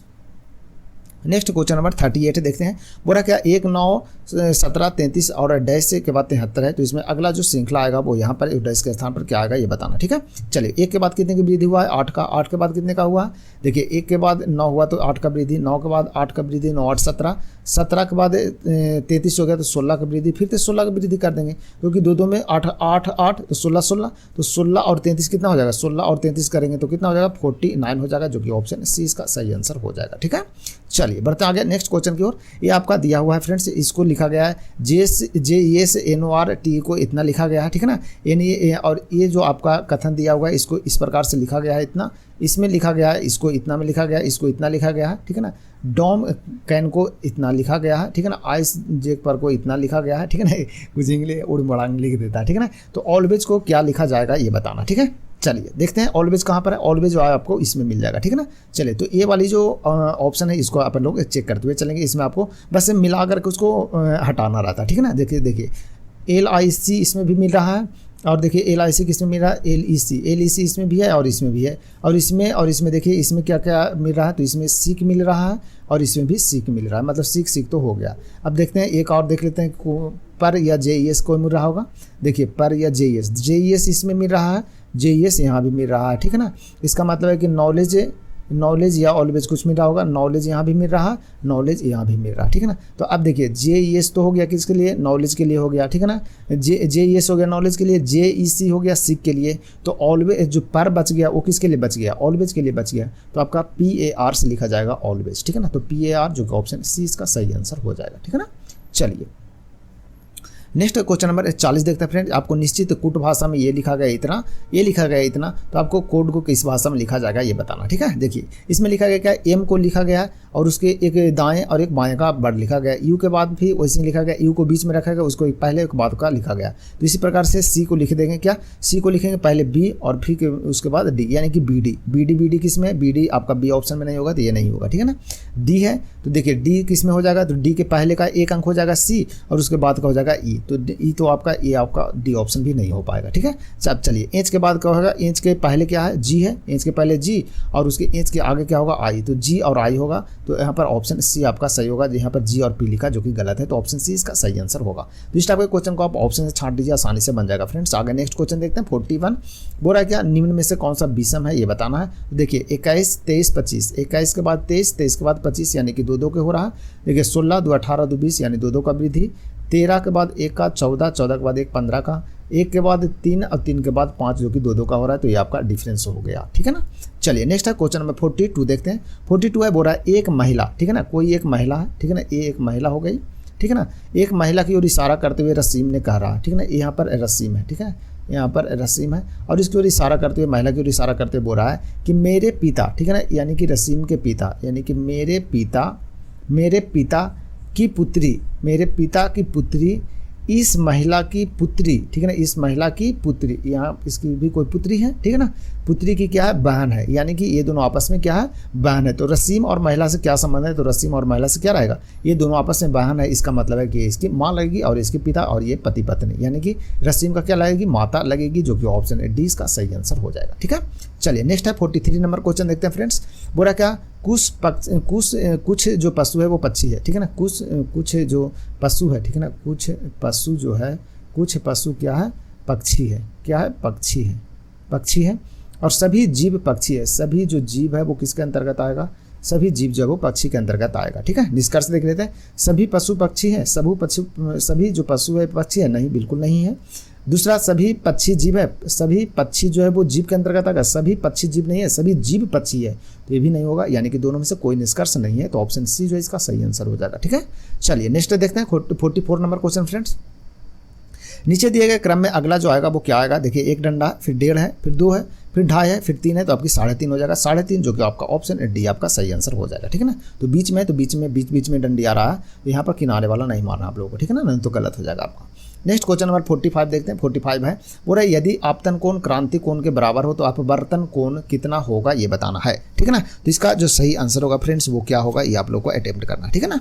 चलिए तो इसका सही आंसर क्या हो जाएगा, इसका हो जाएगा आपका 90 डिग्री, जो कि ऑप्शन सी इसका सही आंसर हो जाएगा, ठीक है ना। तो 90 डिग्री का हो जाएगा, ठीक है, तो ध्यान जरूर रखिएगा, ठीक है ना। हीरा का अपवर्तनांक जो होता है वो आप लोग को भी ध्यान रखना है।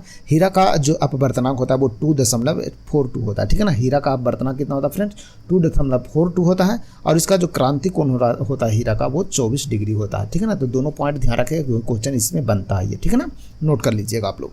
नेक्स्ट क्वेश्चन देखते हैं, क्वेश्चन नंबर 46 है, बोल रहा है क्या सूची 1 और सूची 2 में दिए गए कूट है, ठीक है ना, आपको इसको क्या करना है, सुमेलित करना है, ठीक है ना। तो सुमेलित करिए सूची 1 और सूची 2 का, ठीक है ना। तो सबसे पहले जो इसका सही आंसर हो जाएगा वो क्या हो जाएगा, इसका सही आंसर हो जाएगा आपका ऑप्शन नंबर ए हो जाएगा, यानी ए का चौथा हो जाएगा, ए का चौथा यानी कि श्रुधा 30 है, ठीक है ना, यानी कि भक्षण विकार होता है, ठीक है ना। इसी प्रकार से आप इसे पूरा को देख लीजिएगा, यानी कि एक बार आप सोल्यूशन कर लीजिएगा इसे, ठीक है ना। चलिए बढ़ते आगे नेक्स्ट क्वेश्चन नंबर 47 की ओर फ्रेंड्स। 47 है, बोला क्या वर्तमान पारिजीनी, ठीक है ना, वर्तमान पारिजीनी जंतुओं में से इस समय सबसे अधिक संख्या किसकी है ये बताना, ठीक है ना। तो सबसे अधिक जो संख्या है फ्रेंड्स वो किसका है, तो इसका जो सही आंसर हो जाएगा ये हो जाएगा आपका चूहा का, ठीक है ना। सबसे अधिक किसका है, तो चूहा, जो कि ऑप्शन मूसक हो जाएगा, चूहा को ही मूसक बोलते हैं, जो कि ऑप्शन बी इसका सही आंसर हो जाएगा। तो इसे भी आप लोग ध्यान में जरूर रखिएगा, ठीक है ना। नेक्स्ट क्वेश्चन नंबर 48 देखते हैं, निम्नलिखित में से कौन ऊर्जा का स्रोत नहीं है ये बताना है। तो ऊर्जा का स्रोत जो वो निम्न में से कौन नहीं है, तो पृथ्वी का आंतरिक भाग जिससे क्या होता है ज्वालामुखी निकलता है, तो ये तो ऊर्जा का स्रोत है। परमाणु नाभिक है, ज्वार भाटा, ये सभी के सभी ऊर्जा का स्रोत है। सिंचित भूमि जो होता है वो ऊर्जा का स्रोत नहीं होता फ्रेंड, जो कि ऑप्शन डी इसका सही आंसर हो जाएगा, ठीक है ना। तो इस पॉइंट को भी आप लोग ध्यान में जरूर रखिएगा, ठीक है ना। चलिए बढ़ते आगे नेक्स्ट क्वेश्चन की ओर।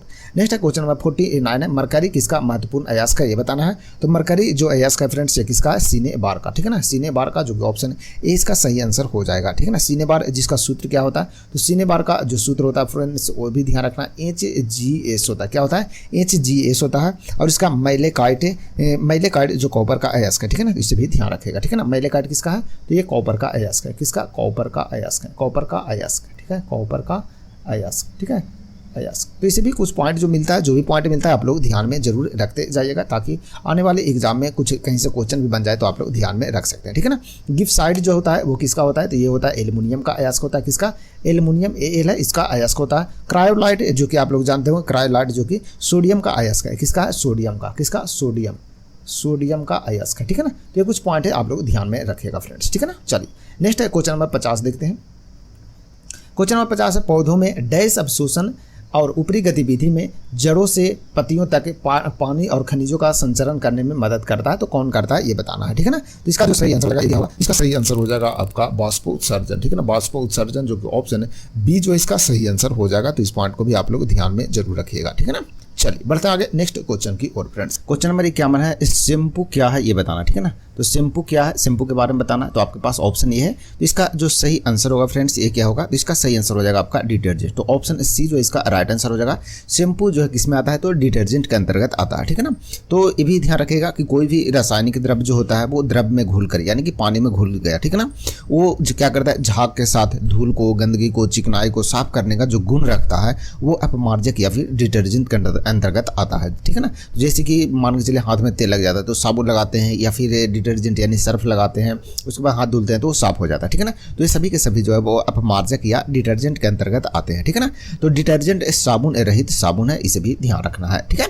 नेक्स्ट क्वेश्चन नंबर 52 है, 11 Na के पावर 22 से, ठीक है ना, O1 B, ठीक है ना, यानी कि एक बीटा उत्सर्जन यानी कि इमिशन के बाद बनने वाला जो पदार्थ होगा वो क्या होगा ये बताना, ठीक है ना। तो इसका जो सही आंसर होगा फ्रेंड्स वो क्या होगा ये बताइए। तो इसका जो सही आंसर हो जाएगा ये होगा आपका ऑप्शन नंबर ए, यानी कि Mg यानी कि मैग्नीशियम, ठीक है ना। तो इसे भी ध्यान में जरूर रखिएगा, ठीक है। चलिए बढ़ा नेक्स्ट क्वेश्चन नंबर 53 है, अफीम युक्त निद्राकारी, ठीक है ना, है। तो अफीम युक्त निद्राकारी जो है वो निम्न में से कौन है ये बताना है। तो इसका जो सही आंसर होगा क्या होगा, तो इसका सही आंसर होगा फ्रेंड्स आपका ऑप्शन नंबर सी, यानी कि हीरोइन, ठीक है। हीरोइन जो कि आप ऑप्शन सी आपका राइट आंसर हो जाएगा, ठीक है ना। हीरोइन क्या है, तो हीरोइन जो होता है वो क्या होता है, तो ये जो है एक रासायनिक रूप से डाई एसिटाइल मार्फिन है, ठीक है ना। डाई एसिटाइल मार्फिन आप लोग नोट भी कर सकते हैं, करना हो तो, ठीक है ना।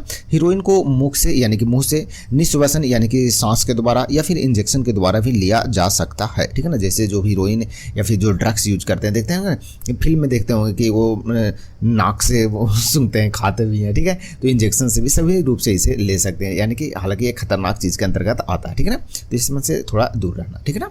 चलिए नेक्स्ट क्वेश्चन नंबर 54 है फ्रेंड्स, असंतृप्त हाइड्रोकार्बन, ठीक है ना, उत्प्रेरक की उपस्थिति में हाइड्रोजन जोड़ते हैं जैसे कि क्या ये बताना, ठीक है ना। तो इसका जो सही आंसर होगा ये क्या हो जाएगा ये बताना है। तो इसका सही आंसर हो जाएगा आपका ऑप्शन बी, यानी कि निकेल और पेलाडियम, ठीक है ना। तो निकेल और पेलाडियम को यह जोड़ते हैं, जो कि ऑप्शन बी इसका राइट आंसर हो जाएगा, ठीक है ना। तो इस पॉइंट को भी ध्यान में रखना है आप लोगों को। चलिए नेक्स्ट क्वेश्चन नंबर 55 देखते हैं। 55 नंबर क्वेश्चन में देखते हैं फ्रेंड्स कि किसी पिंड के समय ग्राफ का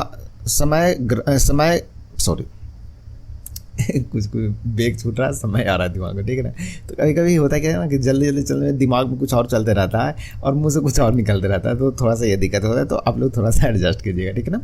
चलिए क्वेश्चन नंबर है 55 में, किसी पिंड के बेग समय का ग्राफ सरल में आता है, सरल रेखा में आता है, ठीक है ना, तथा मूल बिंदु से गुजरते हुए एक्स को छूता है तो पिंड गतिशील है, यानी कि किस रूप में वह पिंड जो है वो गतिशील होता है ये बताना है, ठीक है ना। तो इसका जो सही आंसर होगा फ्रेंड्स ये हो जाएगा आपका ऑप्शन नंबर ए हो जाएगा, यानी कि समान त्वरण से होता है वह, ठीक है। क्या होता है, तो समान त्वरण से होता है। त्वरण बराबर क्या होता है, तो प्रारंभिक अंतिम वेग माइनस प्रारंभिक वेग, ठीक है ना। अंतिम वेग त्वरण जो होता है यानी कि ए बराबर, ठीक है ना, ए बराबर जो होता है वो क्या होता है भी माइनस यू बटा टी, ठीक है ना। यानी कि भी जो होता है वो क्या होता है अंतिम वेग होता है, यानी कि लास्ट वेग होता है, और यू जो होता है वो प्रारंभिक वेग होता है, ठीक है ना। तो जो लास्ट वेग है यानी कि अंतिम वेग है उसमें से प्रारंभिक वेग को घटा करके समय से भाग देंगे तो आपका त्वरण आता है, यानी कि उसी को त्वरण कहते हैं, ठीक है ना। जब त्वरण का जो मान है यानी ए का जो मान आ गया वो आपका माइनस में आ गया, कहने का मतलब ए बराबर आपका भी बराबर आपको दे दिया कितना 5 दिया है, ठीक है ना, और यू बराबर आपका 3 दिया, यू बराबर आपको 3 दिया हुआ है, ठीक है ना, और समय 2 दिया हुआ है। तो आप इसको यदि यदि हल करेंगे तो कितना आ जाएगा, प्लस में 2 आ जाएगा, ठीक है ना। प्लस में कितना आ जाएगा, सॉरी 5 में 3 जाएगा तो कितना 2, और 2 में से 2 भाग देंगे तो कितना आ जाएगा, 1 आ जाएगा, जो कि ये प्लस में आ जाए, ठीक है ना। तो ये तो जो त्वरण आया इसका मान क्या आया, प्लस में आया।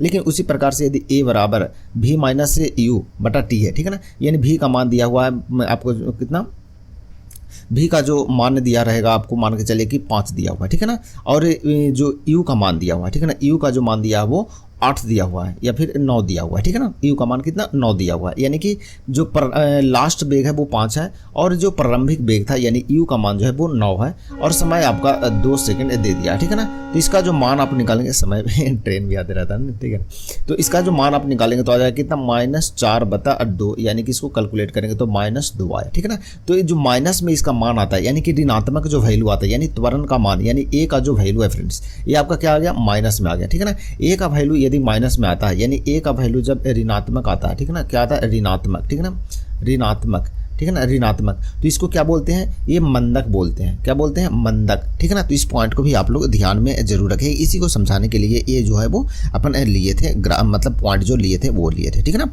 तो जो मतलब जो त्वरण जो होता है ना, त्वरण जो होता है उसे मंदन कहते हैं, ठीक है, मंदक लिखे, मंदन कहते हैं, ठीक है ना। जब ग्राफ यानी कि वेग का जो मान माइनस में आता है, ऋणात्मक आता है, तो उसे क्या बोलते हैं, मंदन बोलते हैं, ठीक है ना। तो इस पॉइंट को भी ध्यान रखना आप लोग को।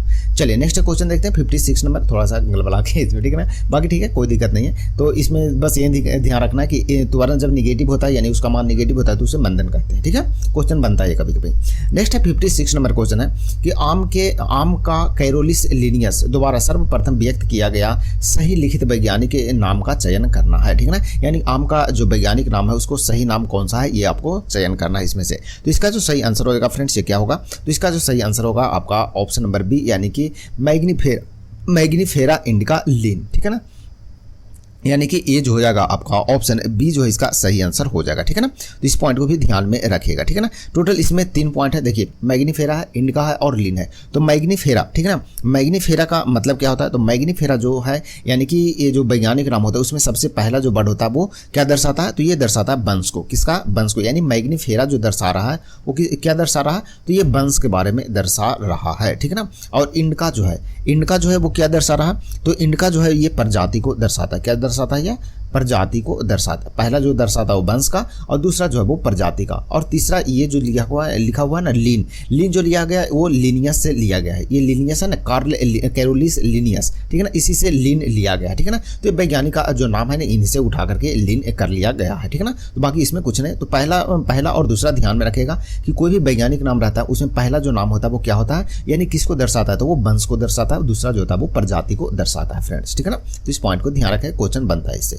चलिए आगे नेक्स्ट क्वेश्चन नंबर 57 देखते हैं। 57 है अच्छी ओजोन कहाँ पाई जाती है ये बताना। तो अच्छा जो ओजोन होता है वो कहाँ पाया जाता है, यानी कि कौन से मंडल में पाया जाता है ये बताना है। सही उत्तर है स्ट्रेटोस्फीयर यानी कि समताप मंडल में अच्छी ओजोन पाए जाते हैं, ठीक है ना।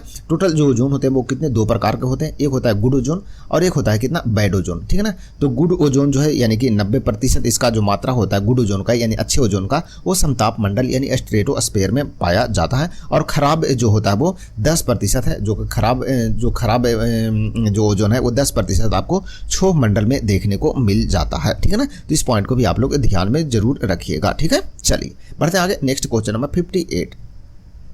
2 उपग्रह एक ही वृत्ताकार कक्षा में चक्कर लगा रहे हैं, उनके डैश होंगे यानी कि उनके क्या समान होंगे ये बताना है। तो इसका जो सही आंसर होगा फ्रेंड्स ये आप लोग को बताना है, ठीक है। तो इसका जो सही आंसर होगा ये आपका हो जाएगा ऑप्शन नंबर बी हो जाएगा, क्या हो जाएगा, बी, यानी कि वेग जो होंगे क्या होंगे, समान होंगे। यानी कि 2 उपग्रह एक ही वृत्ताकार कक्षा में चक्कर जब लगाते हैं तो उसके जो वेग होते हैं वो क्या होते हैं, समान होते हैं, ठीक है ना। तो इस पॉइंट को ध्यान रखना है आप लोगों को। चलिए बढ़ते हैं आगे नेक्स्ट क्वेश्चन की, क्वेश्चन नंबर 59 है सूची 1 में भारतीय वन्य जीव नस्ल को दिया गया और सूची 2 में उसके वैज्ञानिक नाम के बारे में बताया गया। अभी बताए थे, देखिए वैज्ञानिक नाम दिया हुआ है, जैसे घोड़ा का है या हाथी का कोई भी हो, मान के चलिए ये वैज्ञानिक नाम बुवेलिस लिखा हुआ है, ठीक है ना। तो ये वैज्ञानिक नाम है, तो इसका जो पहला वर्ड है यानी कि बुवेलिस जो लिखा हुआ है ये किसको दर्शाएगा, तो ये दर्शाएगा आपका वंश, ठीक है ना। और दूसरा जो है क्या दर्शाएगा, तो ये दर्शाएगा प्रजाति, ठीक है ना, क्या दर्शाएगा, प्रजाति। जहाँ भी मौका मिले वहाँ रिवीजन भी आप लोग करते हुए चलिएगा, ठीक है ना। ताकि रिवीजन करते रहने से ये है कि आप लोग को ध्यान में बना रहेगा, ठीक है ना। चलिए, तो ये होगा फ्रेंड्स, ये आप लोग को ध्यान रखना। पहला जो वर्ड रहेगा, जैसे बोस है तो बोस वंश को दर्शाएगा, और इंडकस जो है वो प्रजाति को दर्शाएगा। इकबस जो है क्या दर्शाएगा, वंश को। केवेलस जो है क्या दर्शाएगा, प्रजाति को। एलिफस जो है वो एलिफेंट का है, तो एलिफस जो हो गया वंश दर्शाएगा, और मैक्सिमस जो है वो प्रजाति को दर्शाएगा। तो इस पॉइंट को आप लोग ध्यान में जरूर रखेगा, हमेशा ध्यान में रखेगा, क्योंकि क्वेश्चन इससे बार बार बनता है, ठीक है ना।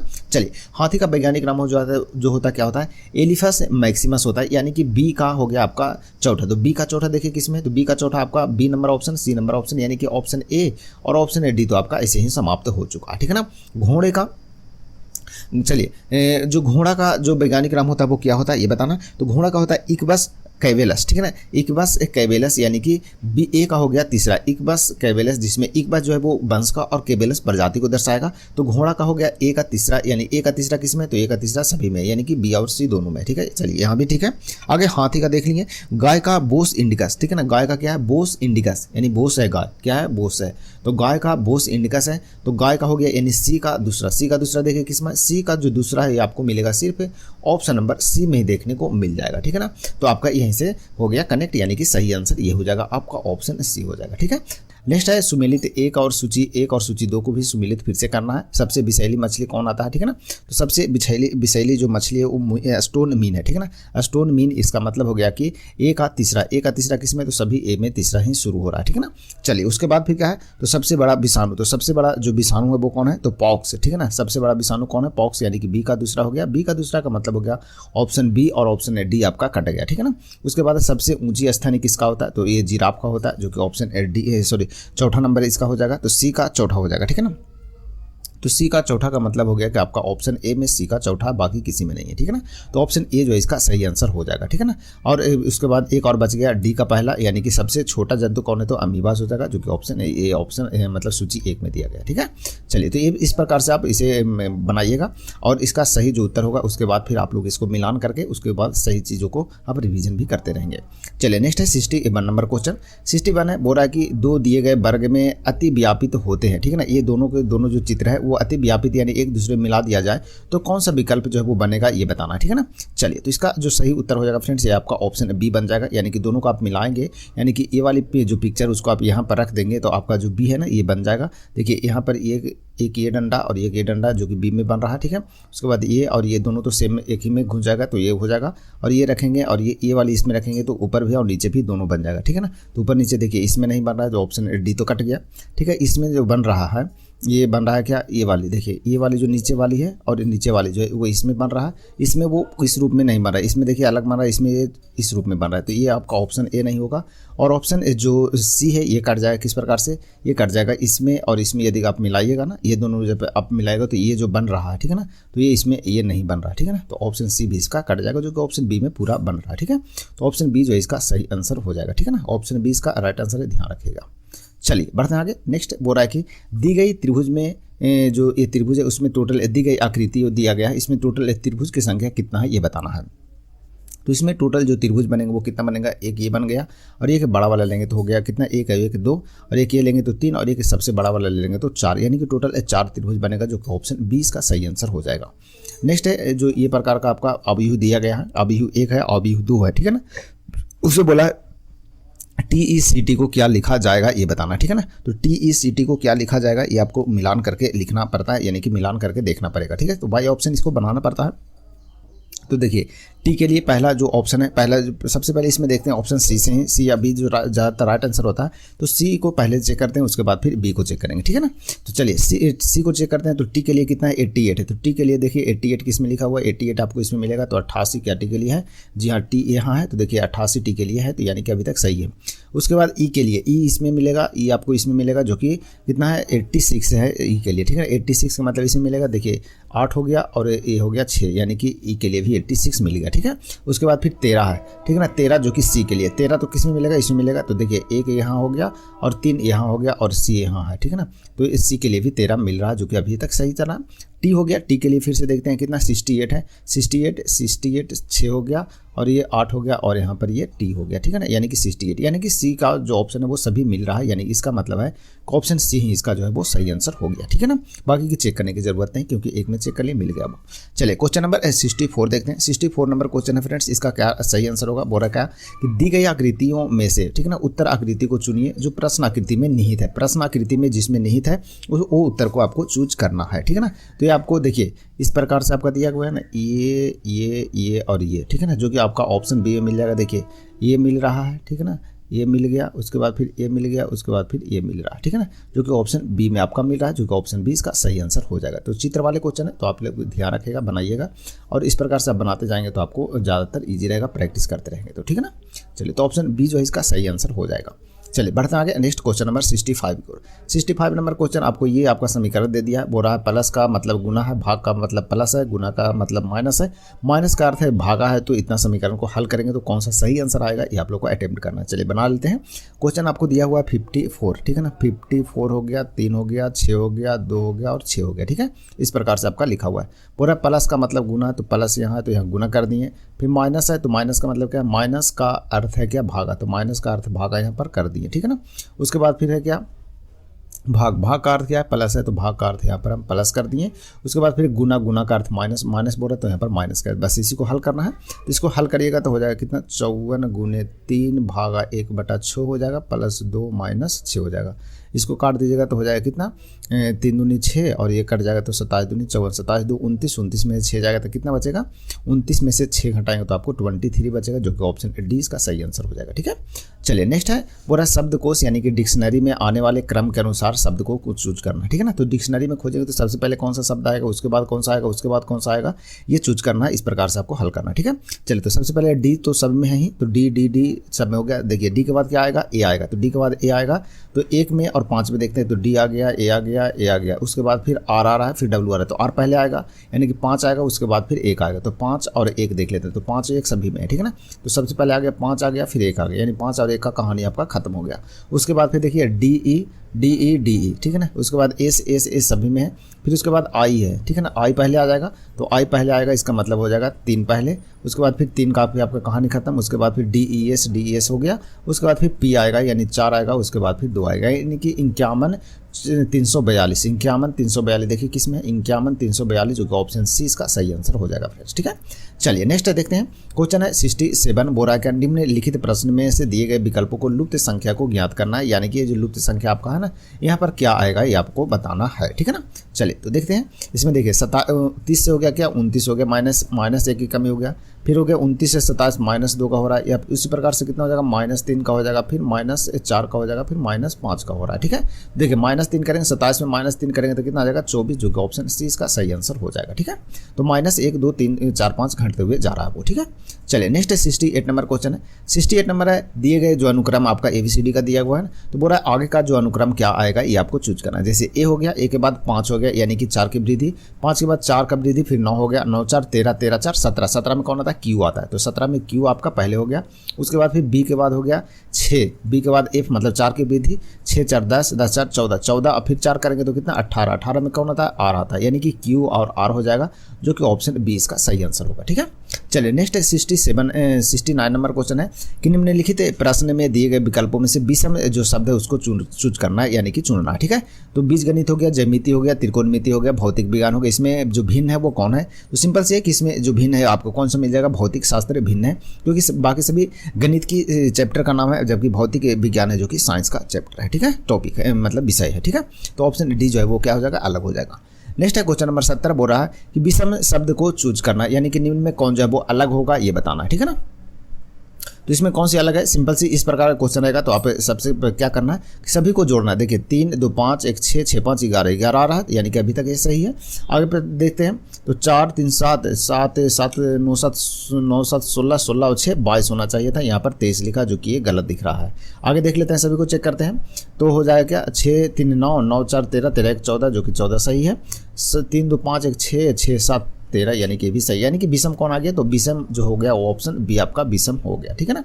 क्योंकि सभी को जोड़ करके यहाँ पर 22 आ रहा, ये सभी का योग ये दिया हुआ है, ये सभी का क्या है, योग दिया हुआ है, जबकि ये जो है वो गलत योग दिया हुआ है। ठीक है, नेक्स्ट है 71 number question friends. 71 number question देखिए, बोल रहा है कि खेलो इंडिया यूथ गेम 2022 की मेज़बानी कौन सा राज्य किया था ये बताना। यानी 2022 में जो खेलो इंडिया गेम हुआ था, ठीक है ना, उसकी मेज़बानी कौन सा स्टेट किया था ये बताना। सही उत्तर हो जाएगा इसका मध्य प्रदेश, जो कि ऑप्शन ए इसका सही आंसर हो जाएगा। अभी वर्तमान में कहाँ हुआ, तो वर्तमान में भी 2025 में बिहार में हुआ, जो कि राजगीर में खेलो इंडिया थी यूथ गेम हुआ। ठीक है ना, तो इसे भी ध्यान में रखिएगा।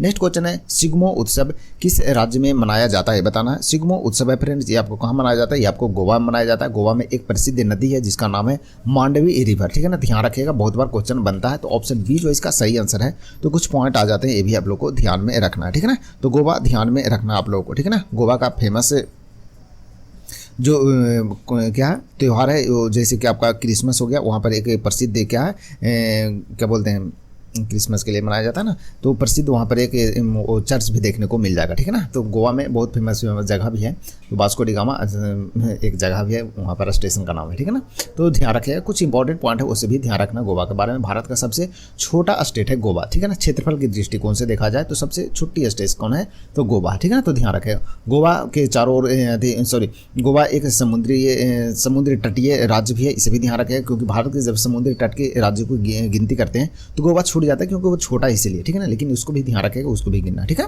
चलिए नेक्स्ट है क्वेश्चन नंबर 73 है फ्रेंड्स। बिहार के राज्यपाल वर्तमान में कौन है ये बताना है। तो इसका जो सही आंसर हो जाएगा क्वेश्चन के अनुसार आपका ऑप्शन बी इसका सही आंसर है। वर्तमान में कौन है, क्वेश्चन आप लोग गूगल में सर्च करके कमेंट में जरूर बताइएगा। ठीक है ना, और बिहार के बारे में कुछ इंपॉर्टेंट जो फैक्ट है वो भी आप लोग जरूर लिखिएगा। ठीक है ना, तो क्वेश्चन बताएगा कि बिहार में total UNESCO heritage site UNESCO heritage site जो है वो टोटल कितने हैं ये आप लोग कमेंट में बताना है। साथ में बिहार के राज्यपाल और मुख्यमंत्री का भी नाम बताना है। ठीक है ना, चलिए क्वेश्चन नंबर 74 देखते हैं। 2011 के अंतिम जनगणना परिणाम के अनुसार भारत का जनघनत्व क्या है ये बताना है। ठीक है ना, तो भारत का जो जनसंख्या घनत्व है वो कितना है ये बताना। ठीक है, तो इसका जो सही आंसर हो जाएगा फ्रेंड्स, ये हो जाएगा आपका ऑप्शन नंबर सी, यानी कि 382।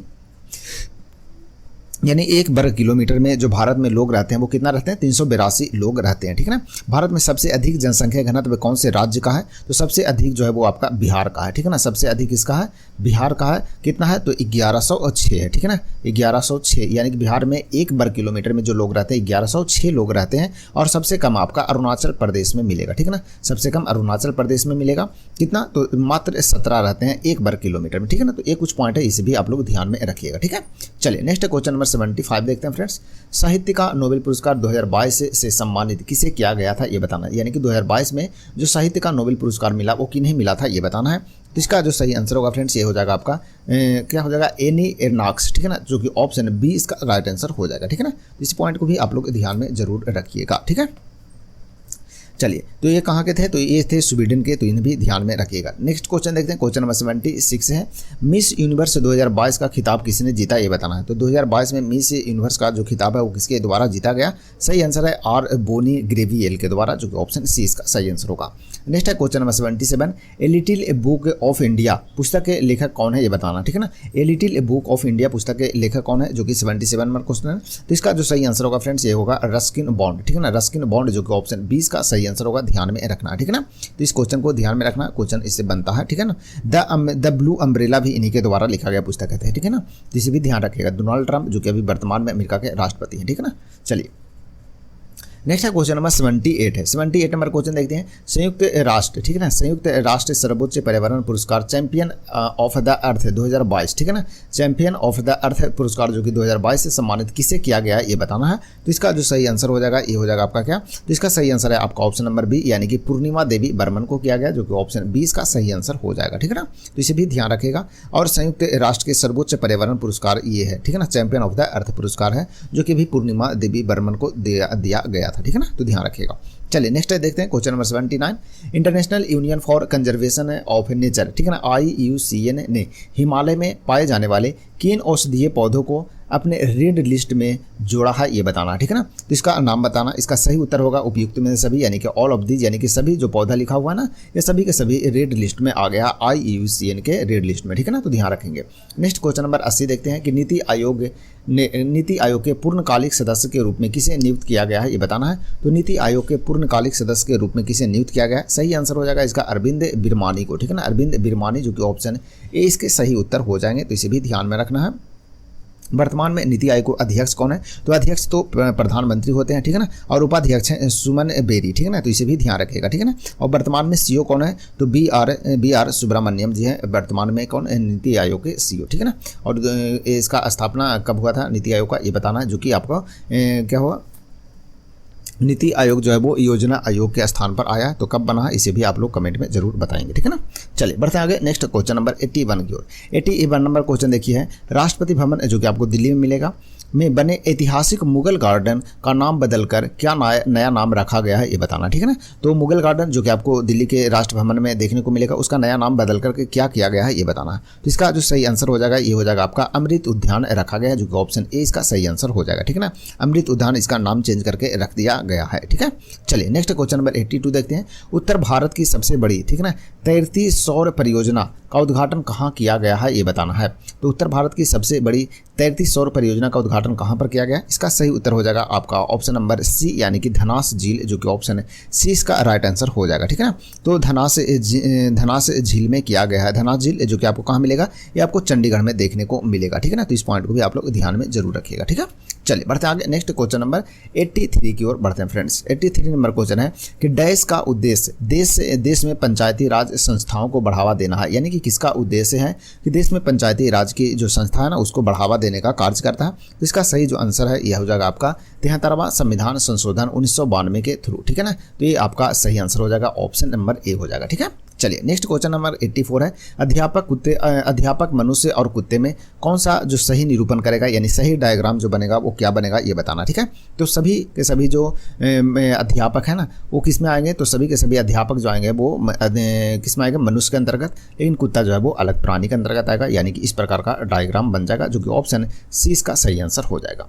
नेक्स्ट क्वेश्चन है, पतलून का संबंध टांगे से है तो टोपी का संबंध किससे है ये बताना है, ठीक है ना। तो इसका जो सही आंसर हो जाएगा क्या होगा, तो पतलून जो है वो टांग में पहना जाता है, उसी प्रकार से टोपी जो है कहाँ पहनते हैं, तो सर में पहनते हैं, सिर में पहनते हैं, जो कि ऑप्शन ए इसका सही आंसर होगा।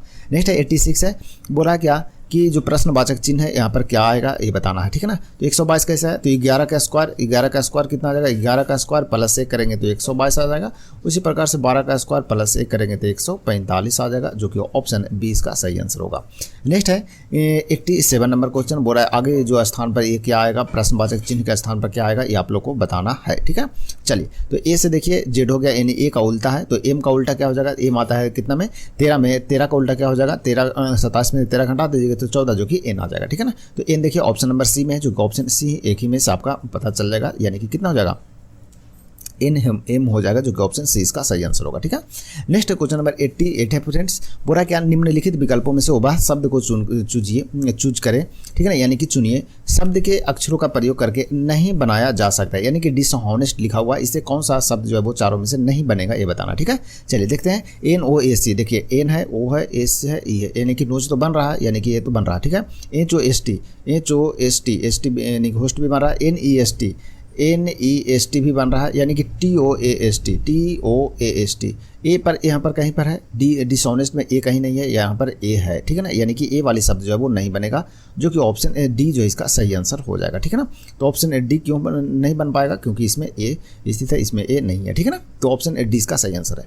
नेक्स्ट क्वेश्चन देखते हैं फ्रेंड्स, 89 नंबर क्वेश्चन है, ठीक है ना। 89 में बोल रहा है ए एक बिंदु से चलना आरंभ करता हुआ 18 किलोमीटर उत्तर की ओर, यानी कि डायरेक्शन की क्वेश्चन है। तो सबसे पहले डायरेक्शन में आप ईस्ट वेस्ट ए वाली बना लेंगे, ईस्ट वेस्ट नॉर्थ और साउथ बना लिए, ठीक है। अब चलते हैं यहाँ से, बोला क्या ए चलना प्रारंभ करता है और वह उत्तर की ओर 18 किलोमीटर चलता है, ठीक है ना। उत्तर की ओर कितना चला, तो उत्तर की ओर 18 किलोमीटर चलता है, वहाँ से क्या करता है कि वह पूर्व की ओर मुड़ जाता है, यानी कि पूर्व की ओर इधर मुड़ जाता है और चलता है कितना 26 किलोमीटर वह चलता है, ठीक है ना।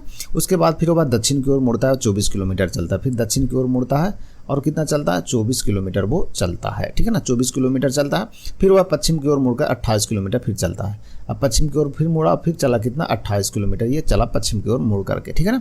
तो बोल रहा है क्या ए का जो आरंभिक बिंदु है, यानी कि ए का जो आरंभिक बिंदु यहाँ था ना, तो बोल रहा है कि किस दिशा में है, यहाँ से। तो यहाँ से वो किस दिशा में आएगा, देखिए यहाँ से वो इस दिशा में, इस दिशा का मतलब हो गया क्या, यहाँ पर ये बन रहा है। तो इसका मतलब है क्या कि दक्षिण और पश्चिम दिशा में, ठीक है ना। तो दक्षिण पश्चिम जो कि ऑप्शन डी इसका सही आंसर हो जाएगा, ठीक है। चलिए नेक्स्ट बढ़ते हैं क्वेश्चन नंबर 90 की। क्वेश्चन नंबर 90 में बोल रहा है क्या, हाथ पैर और ठोड़ी, ठीक है ना, उस बेन आरेख का चयन करना है, जो कौन सा निम्न में से जो बढ़िया चित्रण करेगा उसको चूज करना है, ठीक है ना। तो इसका जो सही आंसर होगा वो क्या होगा, ये अटेम्प्ट करना है आप लोगों को, ठीक है ना। चलिए तो इसका जो सही आंसर हो जाएगा ये हो जाएगा आपका ऑप्शन नंबर बी हो जाएगा। हाथ हो गया, पैर हो गया और टोड़ी हो गया, सभी के सभी क्या है, तो सभी के सभी जो है वो अलग हो जाएंगे, ठीक है ना। ये सभी के सभी क्या, हाथ अलग हो गया, पैर अलग हो गया, टोड़ी अलग हो गया, यानी कि सबके सब अलग हो गया, ठीक है। चलिए नेक्स्ट है क्वेश्चन नंबर 91 नंबर क्वेश्चन में बोल रहा है क्या, देखिए कि निम्नलिखित में से कौन सा अक्षर दाएं से 17वें अक्षर के बाएं से 8वें अक्षर पर है। दाएं से 17 में, तो दाएं से 17 में गिन लेते हैं, 1 2 3 4 5 6 7 8 9 10 11 12 13 14 15 16 17, जो कि जे आ गया, ठीक है ना। और बोल रहा है क्या कि फिर इसके दाएं से 8वां कौन होगा, तो 1 2 3 4 5 6 7 8 कौन आ रहा है, तो 8वां में आर आ रहा है। तो आर हो रहा है, मतलब कि आर इसका सही आंसर हो गया, ठीक है। तो ऑप्शन सी जो इसका सही आंसर हो जाएगा, ठीक है। क्वेश्चन ये बोल रहा है कि निम्नलिखित में से कौन से दाएं से, ठीक है ना, तो ये हो गया आपका बाएं, ठीक है ना, ये क्या हो गया आपका बाएं हो गया, और ये आपका दाएं हो गया, ठीक है, ये आपका दाएं हो गया। तो दाएं से 17 में फिर ना 17वें अंक निकाल लिए, 17वां अंक जे आ गया, फिर उसके दाएं से इसके दाएं, फिर इसका दाएं किधर आएगा, इधर आएगा, तो इसका दाएं फिर इधर बढ़ेंगे, ठीक है ना। तो इसको इस प्रकार से बनाना। नेक्स्ट है क्वेश्चन नंबर 92 है, बोल रहा है क्या कि कथन दिए गए, जो कथन दिया हुआ है ना उसके अनुसार आपको ये आंसर को चूज करना है, यानी कि सही जो निष्कर्ष निकलेगा वो क्या निकलेगा ये आपको बताना है, ठीक है ना। पहला कथन में बताया गया क्या कि सभी चिकित्सक बुद्धिमान होते हैं, सभी जो चिकित्सक हैं वो क्या होते हैं, बुद्धिमान होते हैं। जूही द्वितीय वर्ष मेडिकल की पढ़ाई कर रही है, ठीक है ना। पहला जो निष्कर्ष ये है कि जूही बुद्धिमान है, ठीक है ना। कैसे बोल सकते हैं कि जूही बुद्धिमान है कि नहीं, बुद्धिमान कौन होगा, जो चिकित्सक रहेगा, लेकिन अभी जूही चिकित्सक नहीं बनी है, क्योंकि जूही तो अभी मेडिकल की पढ़ाई कर रही है, पढ़ाई करेगी फिर चिकित्सक बनेगी, तब बुद्धिमान उसको माना जाएगा। तो एक जो निष्कर्ष है वो संतुष्ट नहीं कर रहा। आगे है कि जूही का भविष्य उज्जवल है, इसका मतलब कोई ज़रूरी नहीं है कि जूही अभी जो है मेडिकल की पढ़ाई कर रही है और द्वितीय वर्ष में मेडिकल की पढ़ाई कर रही है, तो उसका भविष्य जो उज्जवल है नहीं है, वैसा कथन में कुछ कहा नहीं गया, यानी कि ये भी आपका जो संतुष्ट नहीं कर रहा है कथन, यानी कि निष्कर्ष जो है वो 1 और 2 दोनों में से कोई भी संतुष्टिकरण नहीं है, यानी कि ऑप्शन डी जो इसका सही आंसर हो जाएगा, ठीक है। चलिए नेक्स्ट है क्वेश्चन नंबर 93 देखते हैं। 93 में देखिए फ्रेंड्स दिया है, ये आपका श्रृंखला वाला क्वेश्चन है, ठीक है ना, पुनरावृत्ति वाला है। तो ए हो गया, फिर डैश है, फिर सी है, सी के बाद डी, फिर बी, फिर डैश, फिर डी है, फिर ए है, फिर डैश है, फिर डी है, डी ए, ठीक है ना।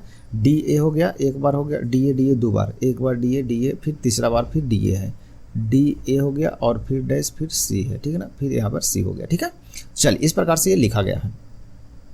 तो इसमें क्या आ जाएगा, देखिए टोटल अंक कितने हैं, 1 2 3 4 5 6 7 8 9 10 11 12 13 14 15 16, यानी कि 4 का ग्रुप इसमें यदि हम बना लेते हैं तो ज़्यादा इजी हो जाएगा। 1 2 3 4, ठीक है ना, 4 ग्रुप बनाएंगे तो ये 1 2 3 4 ये हो गया, 1 2 3 4 ये हो गया, उसके बाद 1 2 3 4 कर देते हैं। तो इस प्रकार देखिए, तो शुरू में तो पहले क्या आ रहा है, ए आ रहा है, ए के बाद बी आ रहा है, ठीक है ना, ए बी, उसके बाद यानी कि सी आना चाहिए, ए बी सी डी, इस प्रकार से यानी कि चलेगा ये ए बी सी डी, यानी कि पहला अंक सभी ग्रुप का जो रहेगा वो इस प्रकार से रहेगा ए बी सी डी, यानी कि यहाँ पर तो आपको सी हो गया। दूसरा जो ग्रुप बन रहा है वो क्या बन रहा है, दूसरा में देखिए यहाँ पर डी आ रहा है, ठीक है ना, तो डी हो गया, डी के बाद फिर क्या होगा, डी, ठीक है ना, डी और फिर इसमें क्या हो जाएगा, इसमें फिर से देखते हैं तो आपका आ जाएगा क्या, ए बी, ठीक है ना, ए बी सी डी, ठीक है ना। उसके बाद फिर क्या आएगा, डी के बाद, डी के पहले क्या है, सी के पहले क्या आ रहा है, तो सी के पहले ए आ रहा है इसमें, ठीक है, इसमें डी आ रहा है, इसमें भी ए आ रहा है, तो इसमें जो आपका आ जाएगा वो क्या आएगा, तो इसमें आ जाएगा आपका ए बी, ठीक है ना, यहाँ पर यदि बी करते हैं, ठीक है ना, यहाँ पर यदि बी करते हैं तो ए बी सी डी, फिर ए बी सी डी, इस प्रकार से बन रहा है ए, यहाँ तो ग्रुप ही गलत लिखे थे, 1 मिनट इसको फिर से करता हूँ, यहाँ ग्रुप ही गलत बना है ये, इस टाइप के क्वेश्चन है। दिया हुआ है क्या आपको A', C, D, B, ठीक है ना, फिर डैश, फिर DA, ठीक है, DA, फिर डैश, फिर DA, फिर डैश, फिर DA, फिर डैश, फिर C। अब चलते हैं 4-4 में। 1 2 3 4, यहाँ पर ये हो गया आपका 4, 1 2 3 4, ये हो गया 1 2 3 4, ये हो गया 1 2 3 4, ठीक है। अब देखिए ABCD, ठीक है ना, पहला अंक सभी ग्रुप का क्या हो गया ABCD। फिर दूसरा जो अंक होगा वो क्या होगा, देखते हैं दूसरा जो होगा वो दूसरा अंक देखते हैं क्या, दूसरा अंक में हो रहा है क्या, इसमें आ रहा है क्या, यहाँ पर दूसरा अंक BD,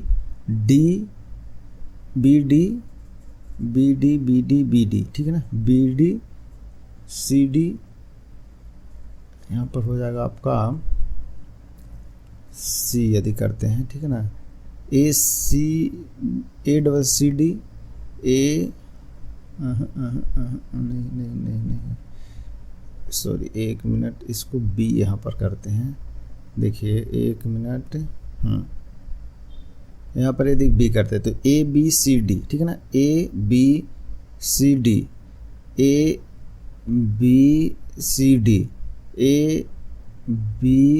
यानी ABCD सभी में आपका ये रहेगा, ठीक है ना।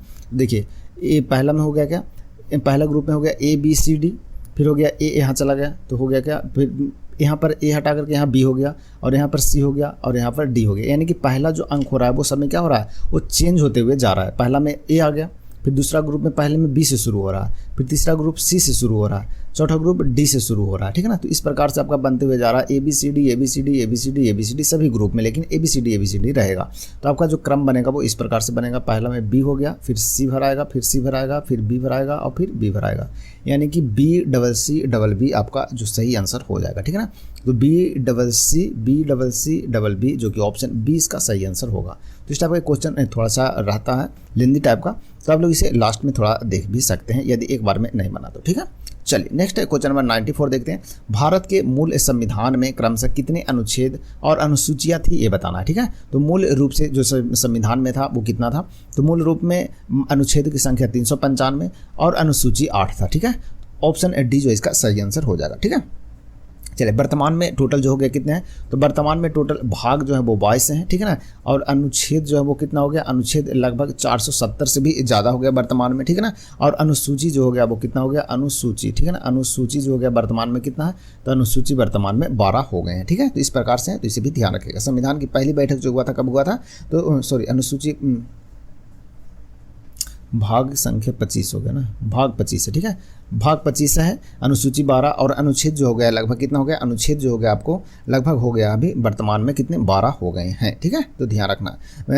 संविधान की पहली जो बैठक हुआ था वो कब हुआ था, तो 9 दिसंबर, ठीक है ना, 9 दिसंबर 1946 को हुआ था पहला बैठक, ध्यान रखना आप लोग को।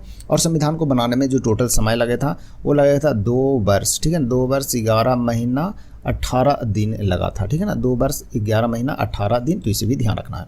नेक्स्ट है क्वेश्चन नंबर 95 देखते हैं। 95 नंबर क्वेश्चन है, भारतीय संविधान के निम्नलिखित में से अनुच्छेद में 6 वर्ष, यानी कि किस अनुच्छेद में 6 वर्ष से कम की आयु के बच्चों को प्रारंभिक बाल्यावस्था देखरेख की शिक्षा उपबंध है, ये बताना है। तो इसका जो सही आंसर होगा ये आपका ऑप्शन नंबर C, यानी कि अनुच्छेद 45, जो कि ऑप्शन C नंबर इसका सही आंसर हो जाएगा।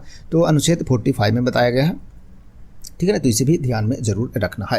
नेक्स्ट है क्वेश्चन नंबर 96 है, भारत की संविधान सभा के द्वारा राष्ट्रगान को निम्नलिखित में से किस वर्ष अपनाया गया ये बताना। तो राष्ट्रगान जो कि रविंद्रनाथ टैगोर जी के द्वारा लिखा गया जनगण मन, ठीक है ना, तो उसे कब अपनाया गया ये बताना है। तो इसका जो सही आंसर हो जाएगा ये हो जाएगा 1950 ईस्वी में, जो कि ऑप्शन C इसका सही आंसर हो जाएगा, ठीक है ना। तो इसे भी ध्यान रखना है।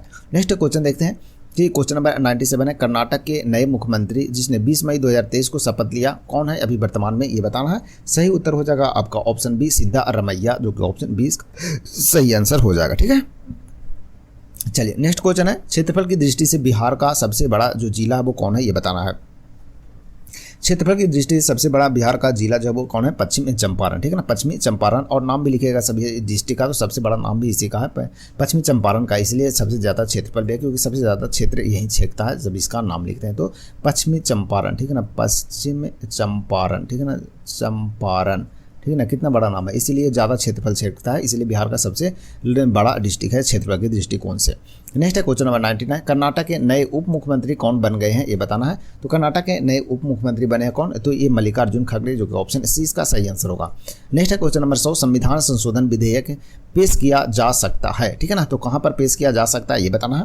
सही उत्तर हो जाएगा इसका क्या, तो या तो लोकसभा में या तो राज्यसभा में कहीं भी पेश किया जा सकता है, जो कि ऑप्शन सी इसका सही आंसर हो जाएगा, ठीक है ना। तो संविधान संशोधन जो किया जाता है वो अनुच्छेद 368 के साथ अनुच्छेद 368, ठीक है ना, ये कहाँ से लिया गया, तो ये साउथ अफ्रीका से लिया गया था ये प्रावधान, ठीक है।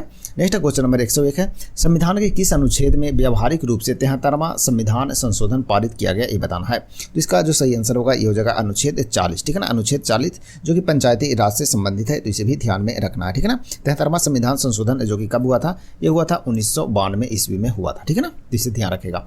नेक्स्ट है 102 नंबर क्वेश्चन, लाइफ डिवाइन नामक पुस्तक के लेखक कौन है ये बताना है। तो लाइफ डिवाइन जो पुस्तक है उसके लेखक कौन है, तो ये अरविंद घोष के द्वारा लिखा गया पुस्तक है, तो ऑप्शन सी जो है इसका सही आंसर हो जाएगा, ठीक है ना।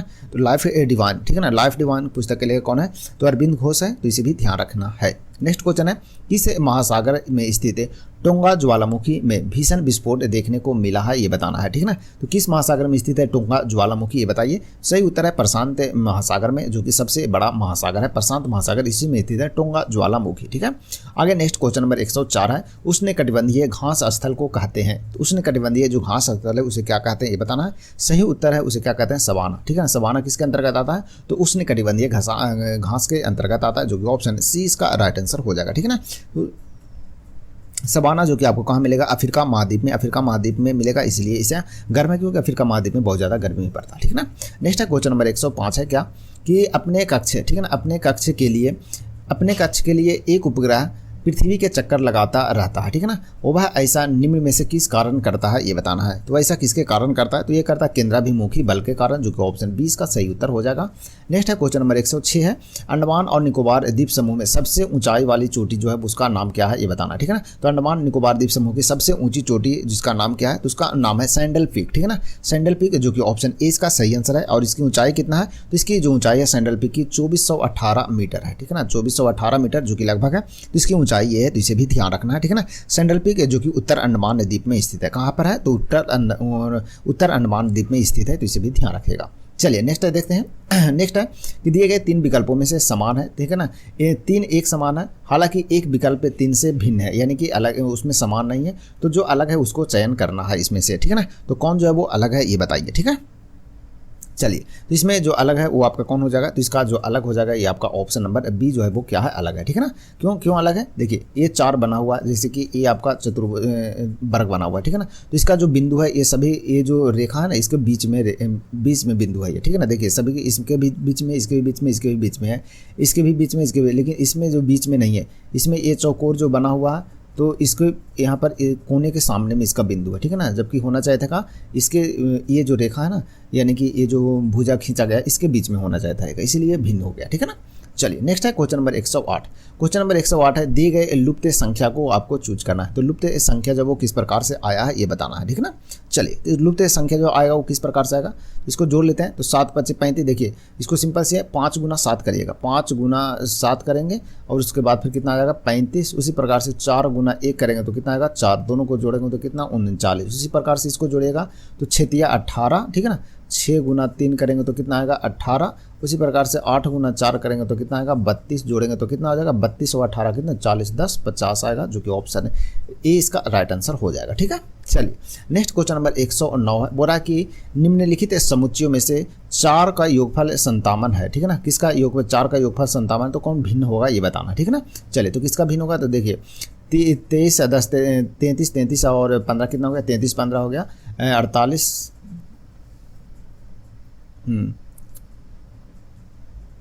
48 12 कितना हो गया 60 हो गया, ये नहीं होगा। 15 5 5 10 2 12, ये भी नहीं होगा। 9 9 दूनी 18 18 4 22 22 5 27, ये ऑप्शन डी में लास्ट में 7 आ रहा है, इसका मतलब इसमें होगा, ठीक है। देखिए जोड़ लेते हैं, 9 9 दूनी 18 18 4 22 22 5 27, शेष आपके पास 2, तो 2 1 3 3 1 4 4 आया, कितना 5 आ गया, ठीक है। तो किसमें से 57 आया है वो चूज करना है, तो ऑप्शन डी जो इसका सही आंसर हो जाएगा। क्वेश्चन बोल रहा है कि निम्नलिखित समुच्चयों में से कौन सी 4 संख्याओं में 57 योगफल आएगा वो बताना, ठीक है। तो ऑप्शन डी में 57 आएगा, बाकी किसी में 57 नहीं आ रहा, ठीक है। नेक्स्ट है 110 नंबर की बोल रहा है क्या कि दिए गए विकल्पों में से 3 एक निश्चित समान समान तरीके से समान है, ठीक है ना। एक निश्चित तरीके से क्या 3 समान है, हालांकि एक अन्य जो है वो 3 की तरह नहीं है, तो जो नहीं है उसको चूज करना। देखिए 18 आता 19 में, 15 आता वो में, तो 15 और 4 19 हो गया, ठीक है ना। 10 4 14 हो गया, 19 4 23 हो गया, 4 4 8 हो गया, यानी कि 4 4 की वृद्धि हो रहा है, ठीक है। अब देखते हैं, ये हो गया क्यू जो आता है 17 में, टी 20 में, तो 17 और 3 20 हो गया। ये हो गया 12 3 15 हो गया, ठीक है ना। 24 में आता है जेड और 26 में आता है एक्स जो आता है वो 24 में आता है और जेड जो आता है वो 26 में आता है, यानी कि 2 का वृद्धि हो रहा है। यहाँ देखते हैं, यहाँ हो गया 6 से 9 हो रहा है, जो कि 3 की वृद्धि हो रहा है। तो ये 3 का वृद्धि हो रहा है, पहला में 4 का, इसमें 3 का, इसमें हो रहा है कितने 4 का, इसमें 3 का, इसमें 4 का, इसमें 3 का, लेकिन इसमें हो रहा है 4 का, इसमें 2 का हो रहा है। तो भिन्न कौन हो गया, तो ऑप्शन सी जो है उसका भिन्न हो जाएगा, ठीक है। चलिए नेक्स्ट देखते हैं, क्वेश्चन नंबर 111 है, निम्नलिखित आरेख का अध्ययन करना और प्रश्न को उत्तर देना। ये आपका कर्मचारी है जो कि त्रिभुज में है, शहरी वाले ये आपका किस में हो गए, तो ये आपका आयत में हो गए, और वृत्त में हो गए आपके शिक्षित वाले।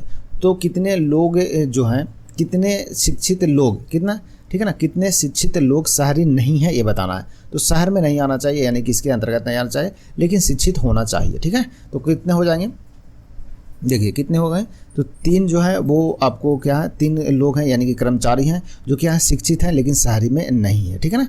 तो शिक्षित लोग हैं जो शहरी नहीं है, ठीक है ना, शिक्षित लोग हैं जो कि शहरी नहीं है। तो 3 तो शहरी भी है, कर्मचारी भी है, और 6 जो है वो सिर्फ शिक्षित है, शहरी ये भी नहीं है, ठीक है ना। यानी कि 6 और 3 कितना हो जाएगा, 6 और 3 टोटल 9 हो जाएंगे, ठीक है ना। तो 9 हो जाएगा, जो कि ऑप्शन 20 का सही आंसर हो जाएगा। यहाँ बोल रहा है कि कितने शिक्षित लोग जो शहरी नहीं है, यानी कि ये आयत के अंतर्गत नहीं आना चाहिए, लेकिन शिक्षित होना चाहिए। तो शिक्षित में कौन कौन आ रहा है, 6 भी आ रहा है शिक्षित है, और 3 भी है जो शिक्षित है। तो 6 3 कितने हो गए, 9 हो गए, जो कि टोटल शिक्षित हो गए। चलिए ठीक है, चलिए नेक्स्ट है, आई इतना को लिखा गया इतना, इतना को इतना, तो इतना को कितना लिखा जाएगा ये बताना। देखिए आई 9 पर आता है, यहाँ 9 लिखा गया, ई 5 में आता है 5 लिखा गया, सी 3 में आता है 3 लिखा गया, जी 7 में आता है 7 लिखा गया, एफ 6 में आता है 6 लिखा गया। उसी प्रकार से इसमें लिख दिए, क्यू कितने में आता है 17 में आता है, जी 7 में आता है, ए में 13 में आता है, भी कितना 22 में आता है, जे 10 में आता है, ठीक है। देख लीजिए 177 13 22 10, ठीक है ना, 177 13 22 10, 177 13 22 10, जो कि ऑप्शन ए इसका सही आंसर हो जाएगा, ठीक है। चलिए बढ़ते आगे, नेक्स्ट इसमें देखते हैं, इसमें क्या 113 में विकल्प में लुप्त जो संख्या उसको चूज करना है। देखिए लुप्त संख्या 266 आ रहा है, 100 100 200 244 244 और 22 जोड़ेंगे तो 266, सभी को जोड़ दिया गया यानी कि, ठीक है। तो जोड़ दीजिए, एक एक कितना हो गया 2 1 1 2 2 1 3 3 3 9 3 12, यानी कि लास्ट में कितना आ रहा है 2 आ रहा है, यानी कि जोड़ेंगे तो आ जाएगा आपका 180 180 और 20 कितना हो गया 180 और 20 180 180 20 200 200 और 200 220 और 222, यानी कि ऑप्शन डी जो इसका सही आंसर हो जाएगा, 222 आ जाएगा, ठीक है। सभी को जोड़ दीजिए, आपका आंसर आ जाएगा। नेक्स्ट क्वेश्चन नंबर 114 फ्रेंड्स, देखिए बोल रहा है क्या कि कौन सी तार्किक रूप से पालन करेगा कथन और निष्कर्ष में, ये बताना, ठीक है। ऑप्शन कथन में आपको दिया है, रुझान में परिवर्तन की वजह से विशेष उत्पादन की बिक्री में हुई भारी गिरावट कंपनी के लिए अत्यंत चिंता का विषय है, ठीक है ना। निर्णय 1 में है, उत्पाद का मूल्य कम किया जाना चाहिए। ऐसा थोड़ा कि उत्पाद का मूल्य कम कर देंगे तो कोई भी चीज़ खरीद लेगा आदमी, ऐसा नहीं है। गुणवत्ता में सुधार किया जाना चाहिए, चलो गुणवत्ता में तो फिर भी मान के चलते हैं, चलो ठीक है, लेकिन कोई भी चीज़ का मार्केट में ऐसा कोई भी चीज़ जिसका वैल्यू रेट बहुत कम है, तो क्या सभी लोग खरीद रहे हैं, नहीं खरीद रहे हैं। तो उत्पाद का मूल्य कम करना है नहीं करना, पहले ये पता होना चाहिए कि उत्पाद है क्या किस चीज़ का, ठीक है ना। तो ऑप्शन 1 जो निर्णय भी संतुष्ट नहीं है, यानी कि तार्किक नहीं है। दूसरा में देखते हैं, कंपनी को ग्राहकों की पसंद और बाजार में मौजूदगी प्रतिस्पर्धा का अध्ययन करें। जी हाँ, कंपनी जो कोई भी कंपनी है तो ग्राहक की पसंद को देखना है कि मार्केट में क्या ग्राहक पसंद कर रहे हैं, ठीक है ना, और उसके अनुसार बाजार में उसका प्रतिस्पर्धा कितना है, उसके हिसाब से हम रेट को तय करें, तब आपका कंपनी जो है वो क्या होगा, प्रोग्रेसिव हो पाएगा। यानी कि जो कथन 2 है वो निर्णय सही कर रहा है, ठीक है ना। तो कथन 2 सही है, इसका मतलब ऑप्शन ए जो है इसका सही उत्तर हो जाएगा, ठीक है ना। चलिए नेक्स्ट देखते हैं, नेक्स्ट 15 नंबर 115 में है, बोल रहा है कि एक प्रश्न है और उसके बाद 2 तर्क दिए गए हैं, बताना है कि इनमें से कौन सा तर्क संबंध में पुष्ट है, ये बताना, ठीक है ना। देखिए प्रश्न है कि क्या सरकार को युवा उद्यमियों को प्रोत्साहित करना चाहिए, ठीक है ना। ऑप्शन ए में तर्क में हाँ करना चाहिए, वो बेरोजगारी का बोझ कम करेंगे। जी हाँ, यदि कोई बेरोजगार लोग हैं, ठीक है ना, या और कोई युवा है जो युवा उद्यमी है, ठीक है ना, और उसको सरकार प्रोत्साहन करेगा, मतलब कुछ एक्स्ट्रा लोन देगा, मतलब आसानी से लोन उसे मिल जाएगा, तो तो बेरोजगारी के बोझ जो है उसको कम कर सकते हैं, देश पर भी कम कर सकते हैं और खुद की जो बेरोजगारी उसे भी वो खत्म कर सकते हैं। तो ये जो है वो सही है, ठीक है ना। आगे दूसरा नंबर में है कि हाँ वे देश के विकास में जब रोजगार करेगा तो देश विकास होगा ही, सिंपल सी है। तो यानी कि दोनों के दोनों जो कथन है वो क्या बिल्कुल सही है, यानी कि तर्क 1 और 2 दोनों पुष्ट करते हैं, जो कि ऑप्शन भी सही हो जाएगा, ठीक है। 116 नंबर देखते हैं, बोला क्या कि ये कोड भाषा में 72 को इतना लिखा गया, 216 में इतना, 43 में इतना, तो डे को किस प्रकार से लिखा जाएगा ये बताना, ठीक है। तो डे आपको कहाँ मिलेगा, डे आपको मिलेगा तीसरा नंबर में, ठीक है। चलिए देखते हैं इसमें क्या क्या क्या आ रहा है। तो देखिए इसमें कॉमन कौन कौन है, गुड कॉमन है, गुड के लिए क्या कॉमन है, 2 कॉमन है, यानी गुड के लिए 2 लिखा गया, गुड के लिए कितना 2 लिखा गया, ठीक है। उसी प्रकार से 6 इसमें कॉमन है, 6 आपका ये समीकरण नंबर 2 और 3 में 6 कॉमन है, और 6 में क्या कॉमन हो जाएगा, देखिए 6 में आपका डे और डे कॉमन है, ठीक है ना, डे और डे कॉमन है। इसका मतलब हो गया कि जो डे है उसके लिए 6 लिखा गया है, डे के लिए कितना लिखा गया, 6 लिखा गया, जो कि ऑप्शन डी इसका सही उत्तर हो जाएगा। नेक्स्ट देखते हैं फ्रेंड्स, 117 नंबर क्वेश्चन है। क्वेश्चन नंबर 117 है कि 4 छात्र ABCD है, 4 छात्र हैं, ठीक है ना। परिणामों में B के ठीक बाद A आता है, B के ठीक बाद कौन आता है, A आता है, इस प्रकार से आ गया। A के बाद कोई नहीं आता है, C B से आगे था, C जो था वो B से आगे था, यानी कि यहाँ पर था, यानी कि और इसके बीच में था, लेकिन D जितना स्कोर नहीं था, C जो था वो B से आगे था, ठीक है ना, लेकिन D के जितना स्कोर नहीं था, D जितना स्कोर किसका, C का नहीं था, यानी कि D इससे भी आगे है, यानी कि इससे, ठीक है। तो A D C B इस प्रकार से ये ग्राफ बनेगा, ठीक है ना। तो बोला उनमें दूसरा सबसे अधिक स्कोर किसका है, तो दूसरा सबसे में कौन है, तो D है, जो कि ऑप्शन C इसका सही आंसर हो जाएगा, ठीक है ना। तो ये आपका ऑप्शन नंबर C जो इसका राइट आंसर होगा, इसे भी ध्यान रखना है, ठीक है ना। चलिए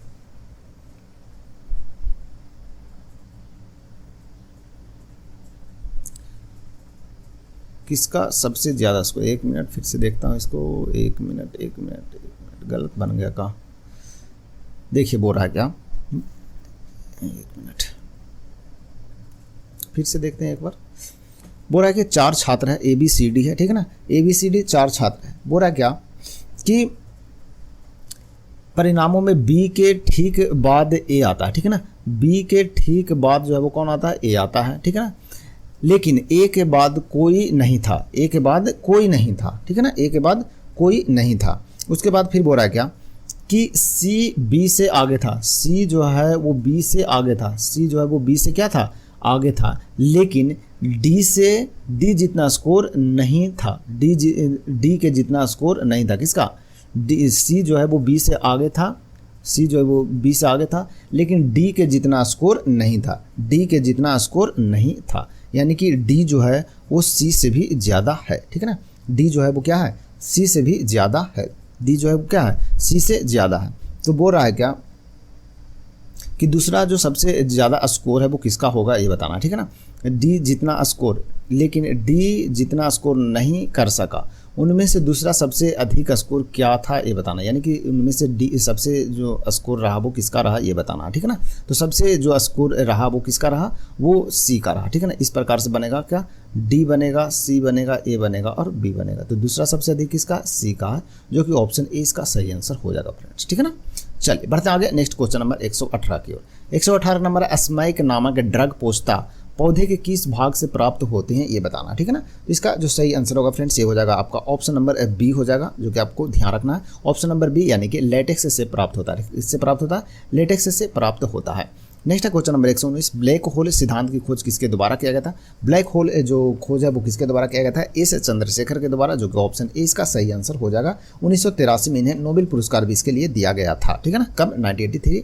नेक्स्ट है मेंडल का अंतिम नियम था, ठीक है ना, मेंडल का अंतिम नियम क्या था ये बताना है। सही उत्तर है आपका ऑप्शन नंबर सी, स्वतंत्र अपव्यूहन, ठीक है ना, स्वतंत्र अपव्यूहन जो था वो क्या था, इनका लास्ट जो नियम था ये था। नेक्स्ट है 121 नंबर क्वेश्चन है, निम्न में से कौन सा सुमेलित नहीं है ये बताना है। तो कौन जो है वो सुमेलित नहीं है फ्रेंड्स, इसका सही उत्तर हो जाएगा आपका सिफिलिस जो होता है वो ट्राइचूरिया से होता है, जो कि ऑप्शन ये आपका सही सुमेलित नहीं है, बाकी आपका सही सुमेलित है, ठीक है। नेक्स्ट है 122 नंबर, चींटी द्वारा काटने या भ्रमर दंश, ठीक है ना, में प्रभावित क्षेत्र में लगाने वाले, ठीक है ना, निम्नलिखित में से कौन सा एक दर्द निवारक करेगा ये बताना है। सही उत्तर क्या है, तो इसका जो सही उत्तर होगा फ्रेंड्स ये हो जाएगा आपका ऑप्शन नंबर सी, यानी बेकिंग सोडा करेगा, जो कि ऑप्शन सी हो जाएगा।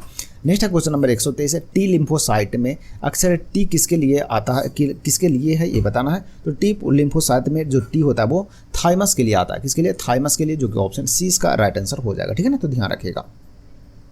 नेक्स्ट है क्वेश्चन नंबर आपका 124 नंबर है कि निम्नलिखित में से कौन विलुप्त प्रायः जंतु शहतूत नामक विश्व की सबसे अच्छी हल्की गर्म व सबसे महंगी ऊन का स्रोत है, ये बताना है। तो इसका जो सही आंसर हो जाएगा ये हो जाएगा कश्मीरी बकरी, ठीक है ना, कश्मीरी बकरी, जो कि ऑप्शन डी जो है इसका सही आंसर हो जाएगा, इसे भी ध्यान रखना है, ठीक है ना। चलिए बढ़ते हैं आगे। नेक्स्ट 125 नंबर क्वेश्चन, सुनहरा चावल या फिर गोल्डन राइस भविष्य की ट्रांसजेनिक फसल है, इसका प्रमुख लक्षण है। तो प्रमुख लक्षण जो है वो क्या है ये बताना है। सही आंसर है विटामिन ए का उच्च मात्रा, ठीक है ना, विटामिन ए प्रचुर मात्रा में उसमें पाया जाता है गोल्ड राइस में, ठीक है ना। नेक्स्ट है क्वेश्चन नंबर 126 है, नीला शिशु सिंड्रोम व्याधि का कारण है, ठीक है ना। तो इसका जो सही उत्तर होगा वो क्या होगा, सही आंसर हो जाएगा आपका मेथिहीमोग्लोबिन, जो कि ऑप्शन ए इसका सही आंसर हो जाएगा, ठीक है ना। नेक्स्ट क्वेश्चन नंबर देखते हैं 127, एडिनोसिन, ठीक है ना, डीएमिनेज की कमी से क्या होता है ये बताना है। तो 127 नंबर क्वेश्चन है जिसका सही जो आंसर होगा फ्रेंड्स ये हो जाएगा आपका प्रतिरक्षी तंत्र कार्यविहीन होता है, तो ऑप्शन 20 का सही उत्तर होगा। नेक्स्ट है आयरन यानी लोहे का शुद्धतम रूप क्या है ये बताना, यानी कि सबसे बेस्ट क्वालिटी का जो लोहा होता है वो कौन होता है। तो ये पिटवा लोहा जो कि बेस्ट क्वालिटी का सबसे लोहा होता है, ठीक है ना, तो इसे भी ध्यान रखेगा। लोहे का जो कुछ क्या बोलते हैं अयस्क है उसको भी ध्यान रखेगा, हेमेटाइट, मैग्नेटाइट, सीडेराइट और लिमोनाइट आप लोग लिख लीजिएगा, ठीक है।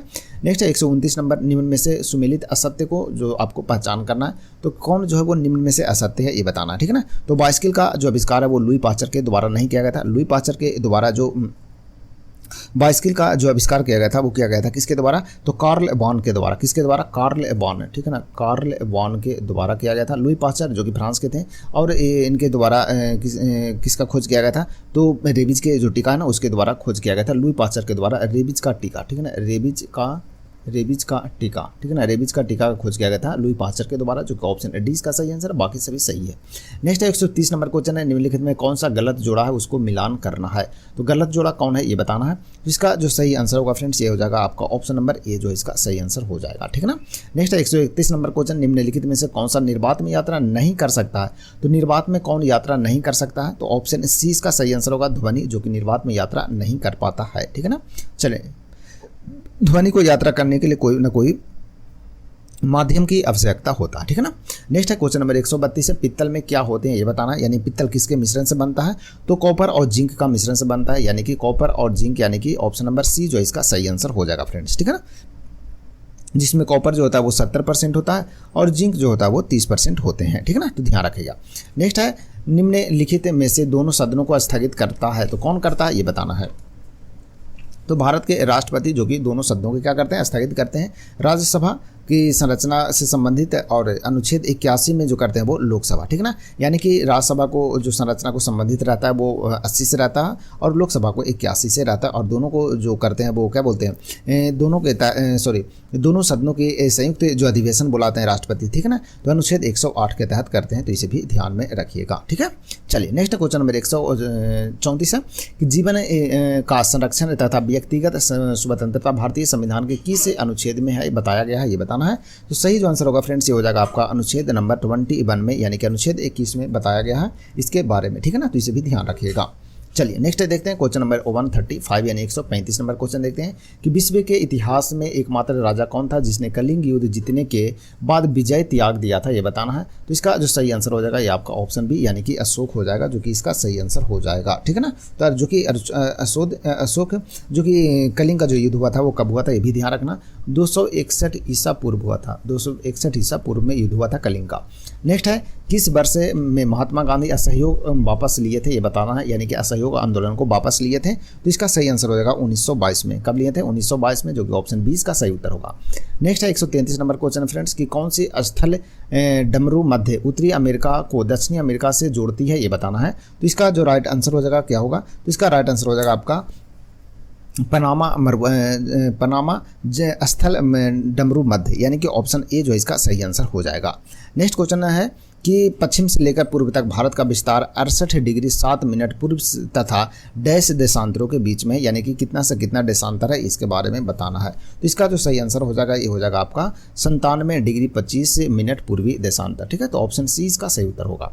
नेक्स्ट है डिस्कस किस खेल से जुड़ा हुआ है ये बताना है। तो डिस्कस का संबंध जो है आपका एथलेटिक्स से है, जो कि ऑप्शन सी इसका सही उत्तर होगा। नेक्स्ट है गंधार कला शैली के अंतर्गत किसकी जीवन की तरह मूर्तियां बनाई जाती थी ये बताना है। तो इसका जो सही उत्तर होगा ये हो जाएगा आपका ऑप्शन नंबर ए, यानी कि बुद्ध की प्रतिमा, ठीक है ना, बुद्ध की प्रतिमा, तो इसे भी ध्यान में रखिएगा। नेक्स्ट है लाइफ ऑफ पाई नामक पुस्तक के लेखक कौन है ये बताना है। लाइफ ऑफ पाई जो पुस्तक है उसके लेखक कौन है, तो इसके जो लेखक हैं वो है यान मार्टेल, ठीक है ना, यान मार्टेल, जो कि ऑप्शन डी इसका सही उत्तर हो जाएगा। आगे नेक्स्ट क्वेश्चन है न्यू स्टार्ट, इसका मतलब होता है सामरिक शस्त्र न्यूनीकरण संधि, ठीक है ना, संयुक्त राज्य अमेरिका तथा डैश के बीच परमाणु हथियार न्यूनन संधि है ये बताना, यानी किसके बीच में है ये बताइए। तो इसका सही आंसर हो जाएगा आपका रूसी संघ के बीच में, ठीक है ना, यानी कि रूस के बीच में। नेक्स्ट है 143 नंबर, भारत का कौन सा पड़ोसी देश बर्मा के नाम से जाना जाता है ये बताना है। तो बर्मा के नाम से म्यांमार जाना जाता है, जो कि ऑप्शन ए इसका सही उत्तर हो जाएगा, ठीक है ना। नेक्स्ट क्वेश्चन है 144 नंबर क्वेश्चन ये है कि निम्नलिखित विकल्पों में से उस नदी का चयन करें जिसे विश्व की सबसे छोटी नदी कहा जाता है। तो विश्व की सबसे छोटी जो नदी है वो कौन है ये बताना है। तो इसका जो सही आंसर हो जाएगा आपका रोन नदी, ठीक है ना, रोन नदी, जो कि ऑप्शन डी जो है इसका सही आंसर हो जाएगा, ठीक है ना। विश्व की सबसे छोटी नदी है जो कि आपको अमेरिका के मोन्टाना राज्य में यह बहता है। मात्र इसकी लंबाई कितना है, तो इसकी लंबाई 60 मीटर है सिर्फ, ठीक है। नेक्स्ट है 145, निम्नलिखित में से चयन करें और सौर मंडल का सबसे गर्म ग्रह कौन सा है ये बताना है, ठीक है ना। तो सौर मंडल का सबसे गर्म ग्रह कौन है, तो आपको शुक्र ग्रह है जो कि सौर मंडल का सबसे गर्म ग्रह है। इसे पृथ्वी का बहन या फिर जुड़वा ग्रह के नाम से भी जाना जाता है। नेक्स्ट है क्वेश्चन 146, हिमाचल प्रदेश का सबसे प्रसिद्ध लोक नृत्य कौन सा है ये बताना है। तो हिमाचल प्रदेश का सबसे जो प्रसिद्ध लोक नृत्य उसका नाम क्या है, तो नाटी इसका राइट आंसर हो जाएगा, ऑप्शन डी हो जाएगा, ठीक है ना। नाटी जो कि सबसे फेमस है, ठीक है ना। ये आपको कुल्लू में, सिमरौल में, मांडी में, शिमला आदि में जनपदों में यह मनाया जाता है। नेक्स्ट है कि मोहनजोदड़ो पाकिस्तान के सिंध प्रांत में पुरातत्व स्थल है। मोहनजोदड़ो का अर्थ है, तो मोहनजोदड़ो का अर्थ क्या है ये बताना है। तो मृत जो है पुरुषों का स्तूप है, ये आपका सही आंसर हो जाएगा, जो कि ऑप्शन डी इसका राइट आंसर हो जाएंगे, ठीक है ना। नेक्स्ट है 148, भारत के तीसरे प्रधानमंत्री कौन थे ये बताना है। तो भारत के तीसरे प्रधानमंत्री जो थे वो इंदिरा गांधी जी थे, जो कि ऑप्शन डी इसका सही उत्तर हो जाएगा। नेक्स्ट है क्वेश्चन नंबर 149 है महिला प्रीमियर लीग यानी कि WPL 2023 का आधिकारिक शुभांकर यानी कि मैस्कोट जो था वो कौन था ये बताना है। सही उत्तर हो जाएगा आपका शक्ति इसका राइट आंसर, जो कि ऑप्शन डी इसका राइट आंसर हो जाएगा, ठीक है ना। और जो कि मुंबई इंडियंस ने दिल्ली कैपिटल को हराकर जीता 2023 का WPL, ठीक है। नेक्स्ट है 150 नंबर क्वेश्चन है निम्नलिखित में से किस शहर में वैश्विक बौद्ध शिखर सम्मेलन 2030 आयोजन किया गया ये बताना, ठीक है ना। तो 2023 का जो वैश्विक बौद्ध शिखर सम्मेलन हुआ वो कहाँ पर हुआ, कौन से शहर में हुआ। तो इसका जो सही आंसर होगा ये आपको नई दिल्ली में हुआ, जो कि भारत की राजधानी नई दिल्ली में आयोजित किया गया। और इसका जो विषय था वो था समकालीन चुनौतियों के प्रति प्रतिक्रिया, ठीक है ना, दर्शन शास्त्र से अमल तक, ठीक है ना। तो ये इसका कुछ पॉइंट था, इसे भी आप लोग ध्यान रखेगा, ठीक है। चलिए, तो ये हो गया टोटल आपका 150 क्वेश्चन जो कि बिहार एजेंसी का सेट नंबर 1 था, आपका पूरा सोल्यूशन करा दिया गया फ्रेंड्स। तो आप लोग बताइए कैसा लगा वीडियो अच्छा लगे लाइक और शेयर जरूर कीजिएगा, ठीक है। चलिए, आज की क्लास यहाँ समाप्त करते हैं, मिलते हैं कल नए क्लास में नए सेट नंबर 2 के साथ, ठीक है ना। तब तक के लिए आप सभी को धन्यवाद।